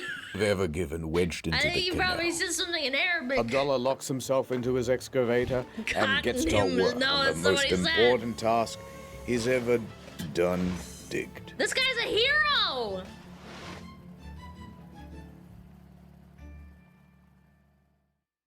Damn, dude. He's doing all that work by Back on the himself. bridge. Just Yep. all by himself, by the way.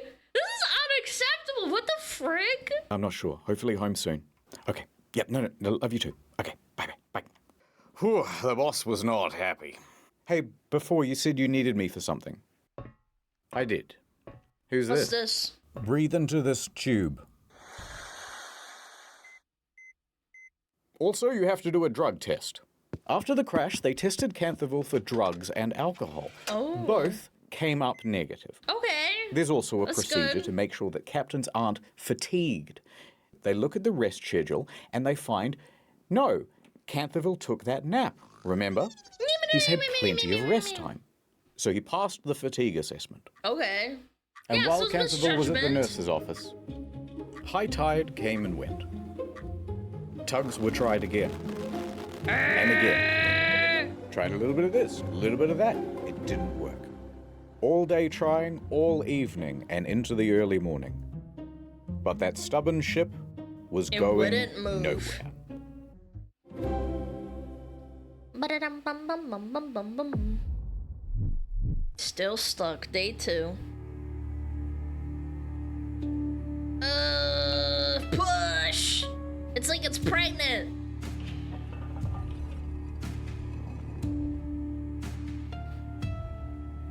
What the heck is this? The moon. What? Okay, hold on. He says the moon. He's not a white woman. Day 2. There's quite a queue of ships by this point, and they're all honking their They're horns all and pissed. And move your ass. Move your fat ass, you bitch! Go around! Go around! They can't No one knows fit. quite what's happening because the Suez Canal Authority has not made a formal statement.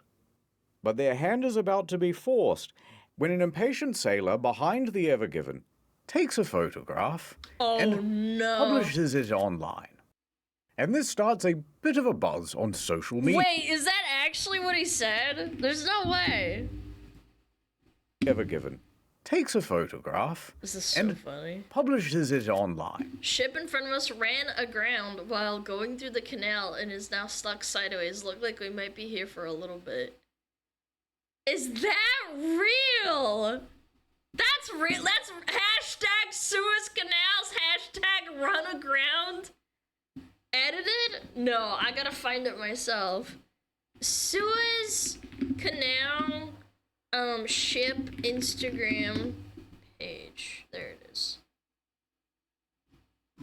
Screenshot maybe? I wanna see the actual post. Did they actually do that? Jesus is huge. Yeah, almost as big as your mom. No, I can't find it. Chad, if you find it, let me know. I wanna And this see starts it. a bit of a buzz on social media. It was at Miss this very Scuttlebutt? moment Oh, that it's the a real one? helmsman's most feared fear was most realized. Someone pulled up the navigational. Oh my god, no, it's not edited.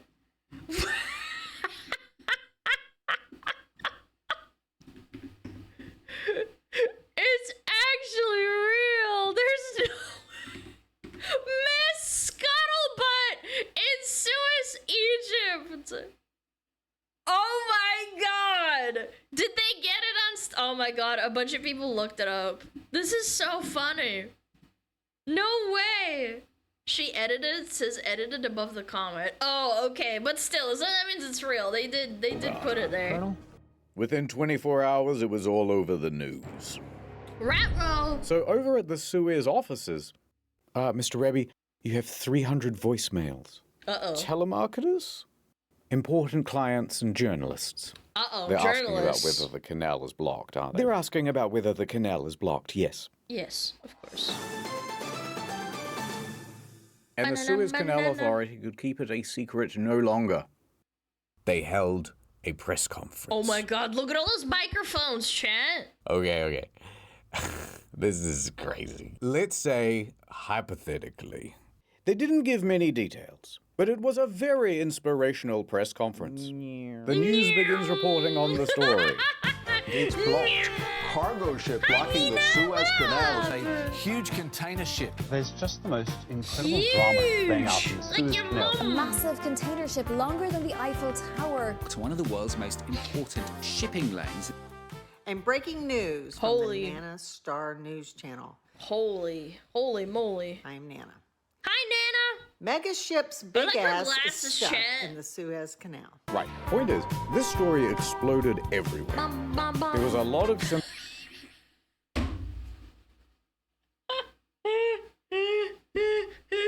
It's your boy. sympathy to go around. It's Mr. I appear Dank. to have blocked global trade. Blocked. And the internet, upon seeing it, went, these guys need some help. We would love to volunteer. That's not a picture of a naked woman. Oh no! They knew best about what to do to get this ship unstuck. Reddit All right, experts. it's time for the, yeah, I reckon you could pretty much just do this and it'd work section. By far the most popular solution was simply blow it up. Why don't we just strap bombs to the ship blocking the Suez and blow up the ship?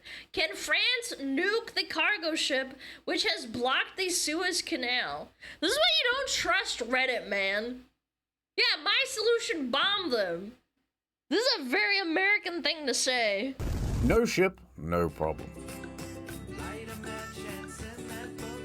But why wouldn't this work? Well, first you're blowing up $1 billion worth of cargo. And That's this thing a is lot of about money. 3 times the size of Mount Rushmore. So there's quite a lot of debris to sweep up, actually. And you still haven't solved the problem of moving the thing out of the fucking canal. Next Yeah, it's idea. gonna keep What if we blocking attach everything. 1,000 helicopters and simply fly the thing out? Bro, I swear, I don't know, I feel like some people genuinely just don't have an understanding of how big things are. They literally just said the Eiffel Tower, it's as big as the Eiffel Tower in terms of size, and then the actual weight of it, it is not strong enough. Nothing's strong enough. I don't know, like you need like a freaking nuclear powered helicopter times a million. You could even take it all the way to its destination in the Netherlands. You think this is trolling? Guys, you don't understand. I don't think you understand how stupid people are. Genuinely, you guys say it's trolling. There are people out there that unironically think this is how it works. Yeah, just push it with your hands, exactly. Well, problem is this thing weighs about 300,000 tons. So even if you had a really powerful helicopter, you're gonna need like 25,000 of them. And you can't put them all together in one area or they'll crash. Yeah. It ain't gonna work. En route to help. Hey, maybe pull up a bit. Next. Alright, more seriously, why don't we take a whole bunch of old jet engines, weld them to the sides of the ship, Yeah, that'll work. turn them all on at once, and the day is saved. Yippee! Yeah, that'll work. However, Honestly, that's smarter than the helicopter idea. there is a risk of an explosion. And then you'd have a hole in the ship.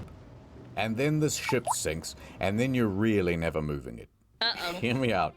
Liquid nitrogen. A lot of liquid nitrogen right What? under the boat. The water freezes, expands, the ship lifts up. Bob's your uncle, you love it.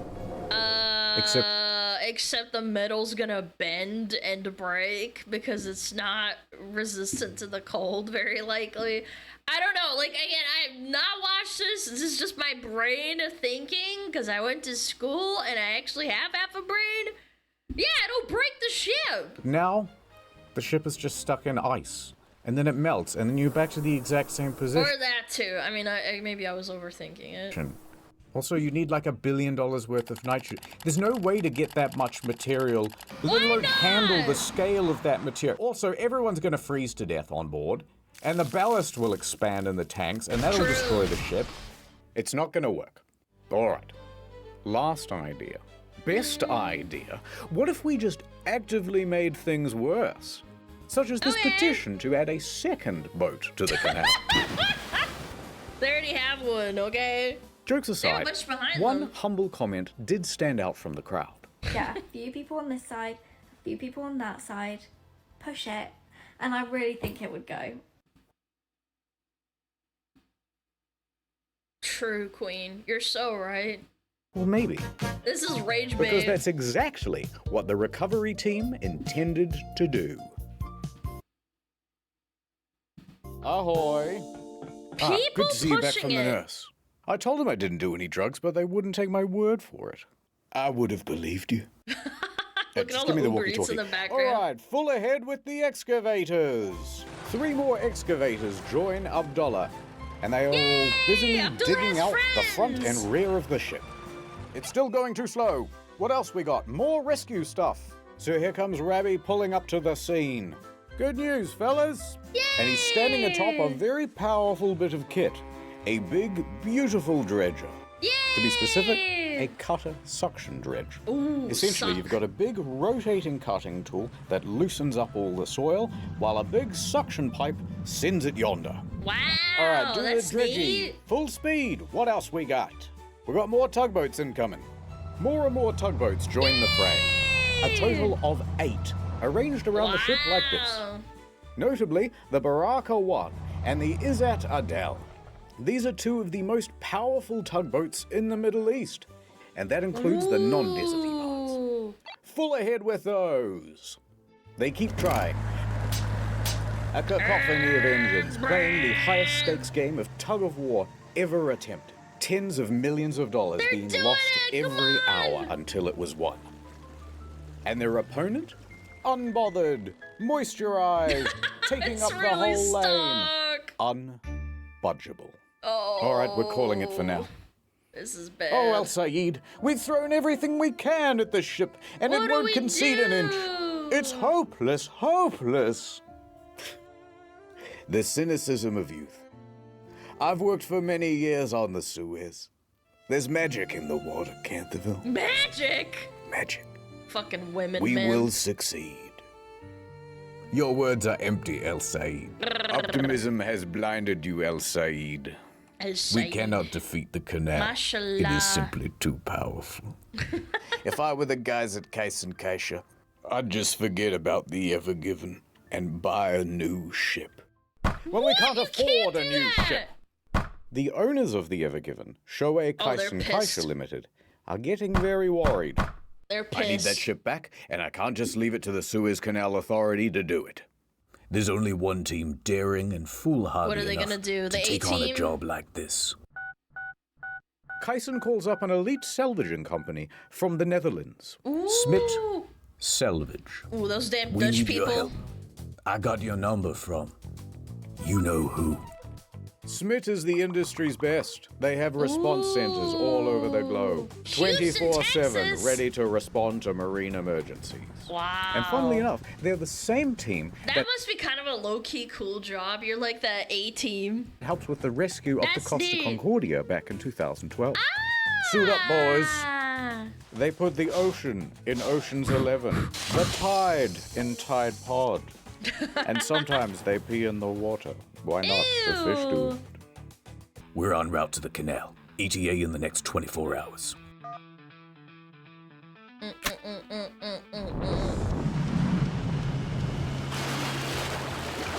All right, we're in. Boom. What the frick? Next time on Boat in Canal. Ooh, I need The a prophecy. pee. It's coming true. Kiss me, you fool. I'm beginning to think you don't want to get the boat free. Well, is it the Yanny wire or the Laurel wire? Laurel. What? I couldn't hear you. You're breaking up. Dude, this is too intense. There's only one way this was ever gonna go. Okay, this is a really good spot to stop at. I need to pee really bad. Yeah, chat, let's do a little pee break, okay?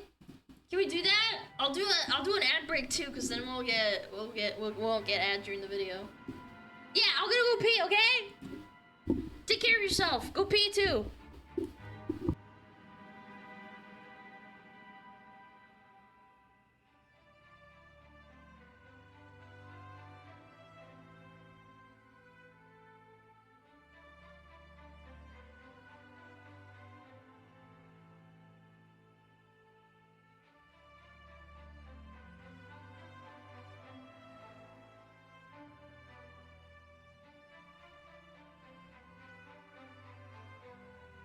Oh, Metapod. Oh, Metapod, use harden. Metapod harden. Oh, yeah, Metapod, you're so hard. Metapod harden. Oh, he's so hard. Look at those two hard throbbing Metapods. They're so strong and hard. Wow.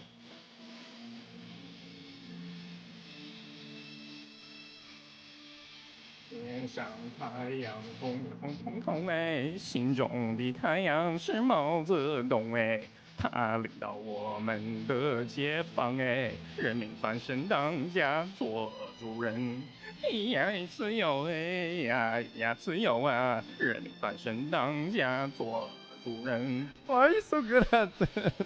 It's my language, man. What are you doing?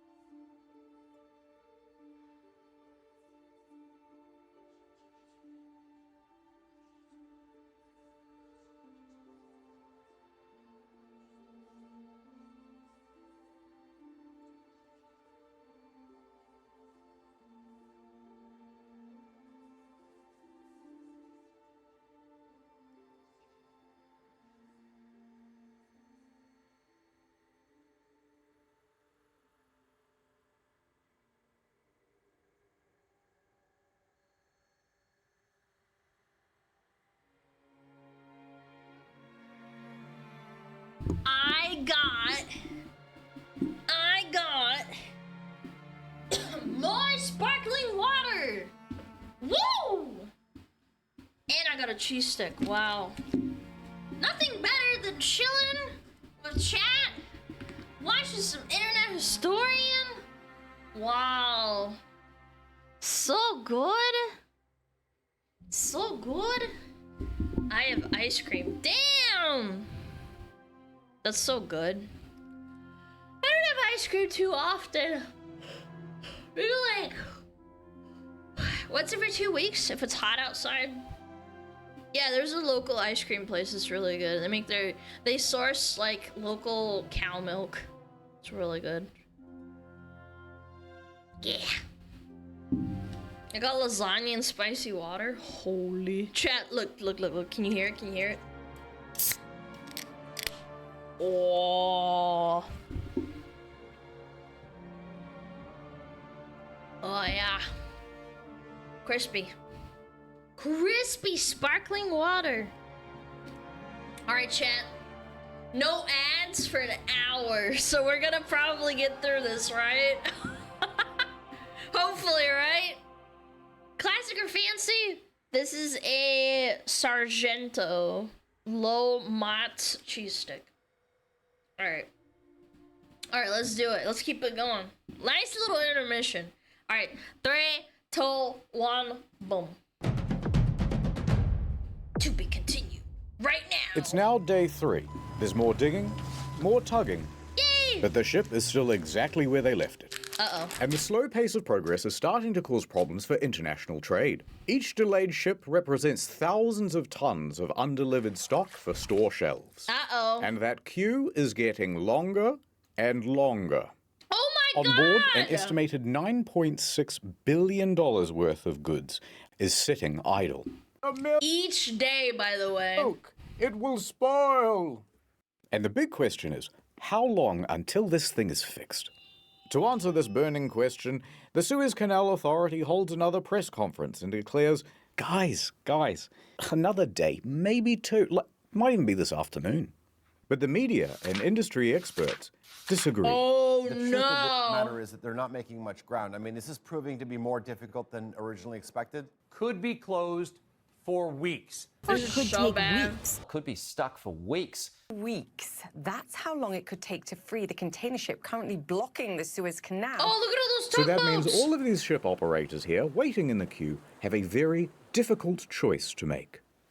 So basically, I've just got 2 options. One, I can wait around hoping the ship gets unstuck, which nobody knows how long that's going to be.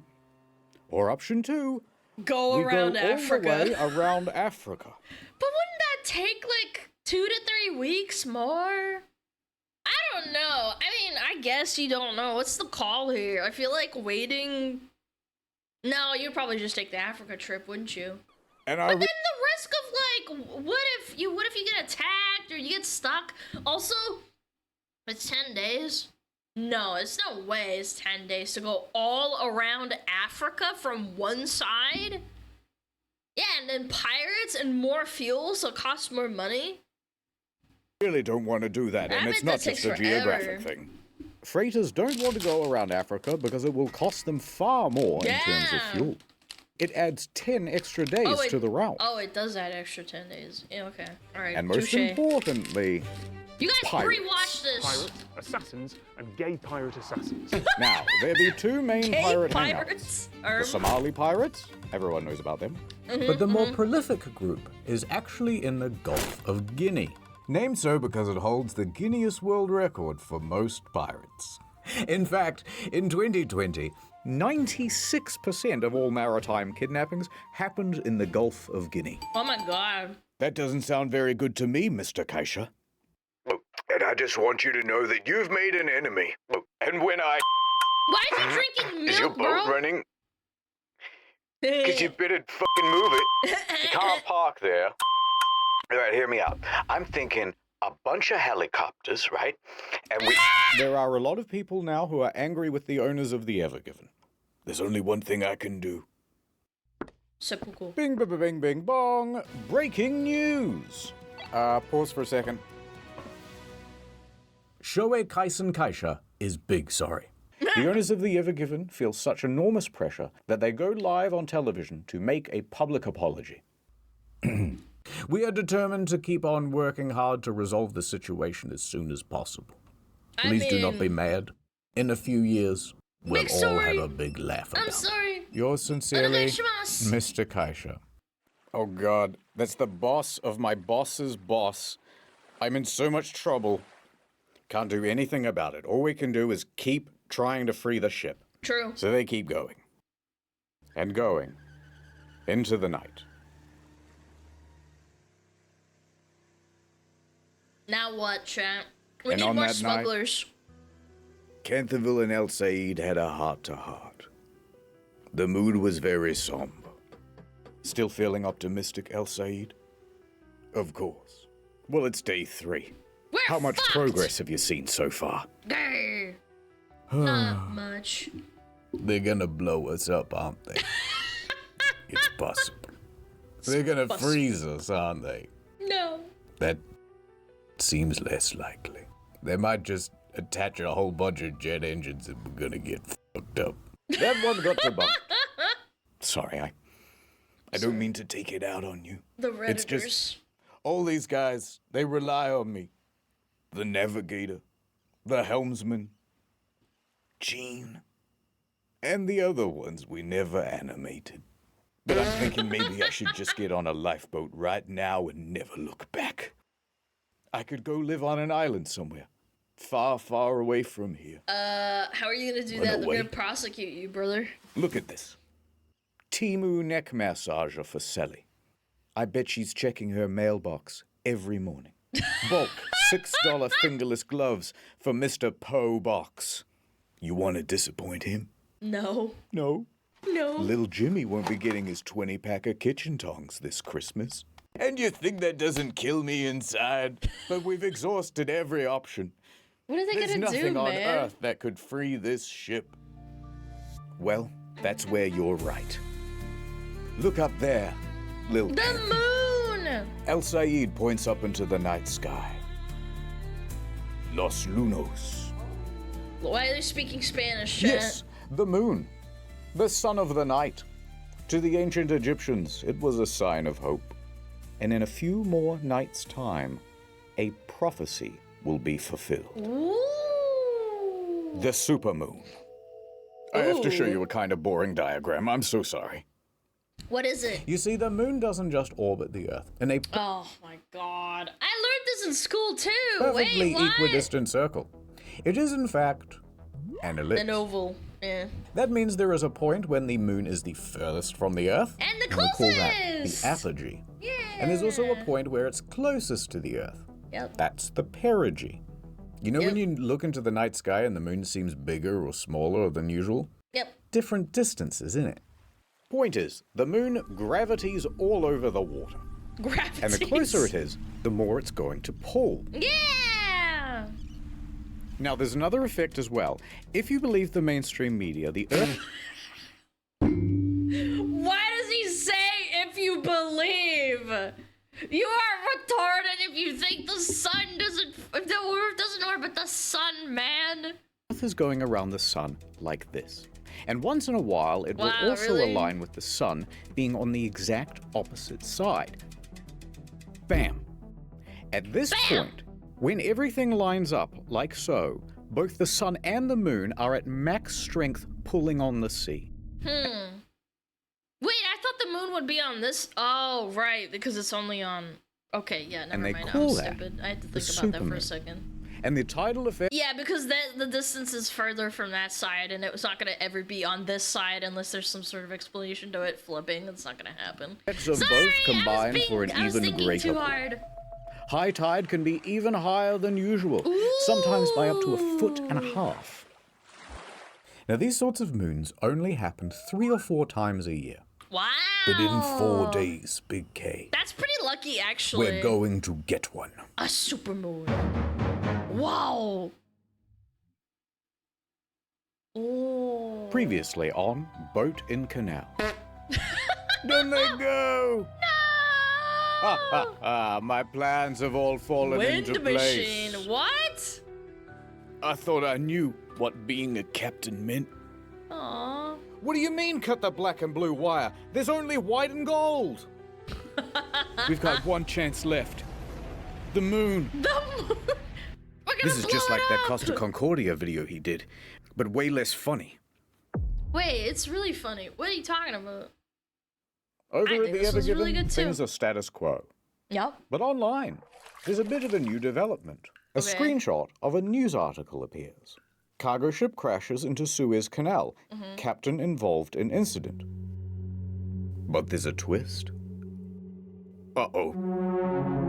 Is that a woman? Woman Egypt's on board. first female sea captain, Marwa El-Sahar, was being named in this headline as responsible for crashing the Ever Given. Frickin' And a screenshot of this news headline spread all across social media. For Marwa to have screwed up this badly is impressive. Oh my god. Especially considering she's never worked on the Ever Given and is currently hundreds of miles away in So Alexandria. they just blame her. Typical men. Blaming women. But someone online went, first female captain? Grody? Suez blockage? She must have did it. Yep. That's right. Marwa found out about the accusations through a friend and quickly hopped online. I gotta clear my name. Guys, it isn't me! No! But the online bad guys must have hacked her account, because everything she wrote just came out in squiggles. In Arabic squiggles. So Marwa tried to hack back. This code, it's nothing I've ever seen before. No! They're countering my hack. I'm gonna reroute the hosting. Not if I can help it. They ran through the firewall. What? Use IP4. It's better. Now, while we can all agree that a lady captain is very gross and icky, and while we all agree that she should be doing a lady job, like adding rosemary oil to the ballast water, or Yeah, knitting hand true. warmers for the steering wheel. Yeah. It was not fair that she was being falsely accused. And the situation was escalating as the online bad guys started making fake accounts Oh my pretending god, to be no her. way. What was Marwa, etc. to do against Poor such a Marwa. coordinated campaign? Well, luckily, a surprise hero to the story. Ooh. The mainstream media showed up and did a thing, Don't worry. bringing her onto the telly and clearing everything up. Yay! Marwa even wow, found some W positives in mainstream the media. situation. That's actually strong. I was really upset at the beginning, but later on I found like the support from all people around me, and that made me feel like more grateful for what happened. A lot of the social media posts got taken down. And in the end, it all turned out okay. Na, na, na, na. Yeah, she's cute, huh? Maybe it At was a least psyop chat. for her. Back to the Evergiven. The Evergiven has been grounded for The 4 Evergiven. long Egyptian days. That's so tug, tug, tug. bad. Dig, dig, dig. Pull, pull, pull. Pull, pull, pull. Fuel is getting low. Everyone is overdue for a break. All right, guys. Grab a Red Bull and a little snacky.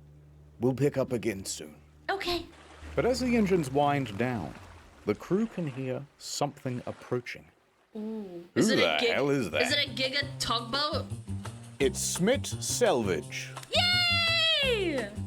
The Smit team boldly actions onto the scene. Let's go! Looking at the ship very inspectively. Inspectively? They report their findings to the rescue team. Okay. What's going on? All right. I ain't no boat expert, but if you want a chance of moving this ship, you're going to need to make it a lot lighter. By tens of thousands of tons at least. Okay. Is it going to bend and tear? And sink? No, it doesn't look like it's going to do that. But it also doesn't look like it's going anywhere with all of this weight on the back. Okay, we need trust to get you. your What's mom your off, plan to chat. make the ship lighter? I know a guy. He's got a crane. I'll get it down here. We'll offload all the containers. It'll be brilliant. You're going to love it. The container thing again? Yeah, how long is that going to take? 2 Well, weeks. to get them down here and to get all the equipment assembled, we're going to need at least a few weeks. Weeks? Yeah, and to get all the containers off the ship, that might take several months. Months? No, Mr. President, he didn't say months. He said, Time is months. money, friend. Those Shaolin guys, they're very strong. Everything's going according to plan. This is not good. A This is furious bad. Rabbi marches in. Do you have any idea how much these last few days have cost Egypt already? We've had to sell parts of the Sphinx. Oh, Look, no! the nose is gone. It's looking all messed up. Wait a We turned the minute. whole country into an e-commerce site. It used to just be called Gypt. Now it's online. Egypt. Remember Tutankhamun? Now it's Tutankhamun. Okay, Get it? man. It's a pun. Get it? Let's You're move done. on, says the Smith guy standing in for the audience. Look, this is by far the best option. Yeah, it's slow and laborious, but it's a guaranteed fix. Or you can carry on doing what you're doing now. You're on Yeah. what? Day 4? How's progress so far? Al-Sayed wouldn't hear it. We will continue with the dredging and the tugging. The supermoon will be here soon. The and that will save us. supermoon. This guy You has are a lot of foolish, faith. Al-Sayed. The legend of the supermoon is just a legend. All right, we're on the same team here. If you insist on keeping the cargo aboard and just tugging, we've got resources to help. Smith calls in 2 additional tugboats. And not just big ones. Pretty much the biggest Super ones you giga can get. tugboats. So Smith and the recovery team have figured out a sort of Plan A and Plan B. Okay. Plan A is to pull the Evergiven free by the supermoon, which is only 2 days away. Now, if that doesn't work, they'll have to go to Plan B, which is to offload by crane most of these containers. That's gonna and that take will forever. months. Yeah. Sucks. Everyone's mad? I'm pissed. Watching on impatiently, tapping their feet and looking at their watches very aggressively, is now a queue of 400 vessels waiting to use the Holy. canal. Fresh fruit, thousands of tons, losing its freshness. Medicine, not good. losing its potency. After this, there is no turning back. This is very You bad. take the blue pill. Wait, where's the blue pill? You take the red. What? Where's the red pill? Not to mention, livestock. Na na na na na na da da da da da da da. Mostly sheep and red. Not to mention, livestock. More than a dozen ships have live animals on board. Oh, Mostly sheep and cattle, lightly sizzling under an cows. Egyptian sun. The Egyptian government has had to dispatch vets to board these ships to tend to the animals' welfare. Aww. A few days ago, That's when I was costs a a lot of younger money. man, freight from Asia only cost $8,000 a container. Holy. Now it's $12,000. Holy. And the impact is being felt by a lot of larger companies.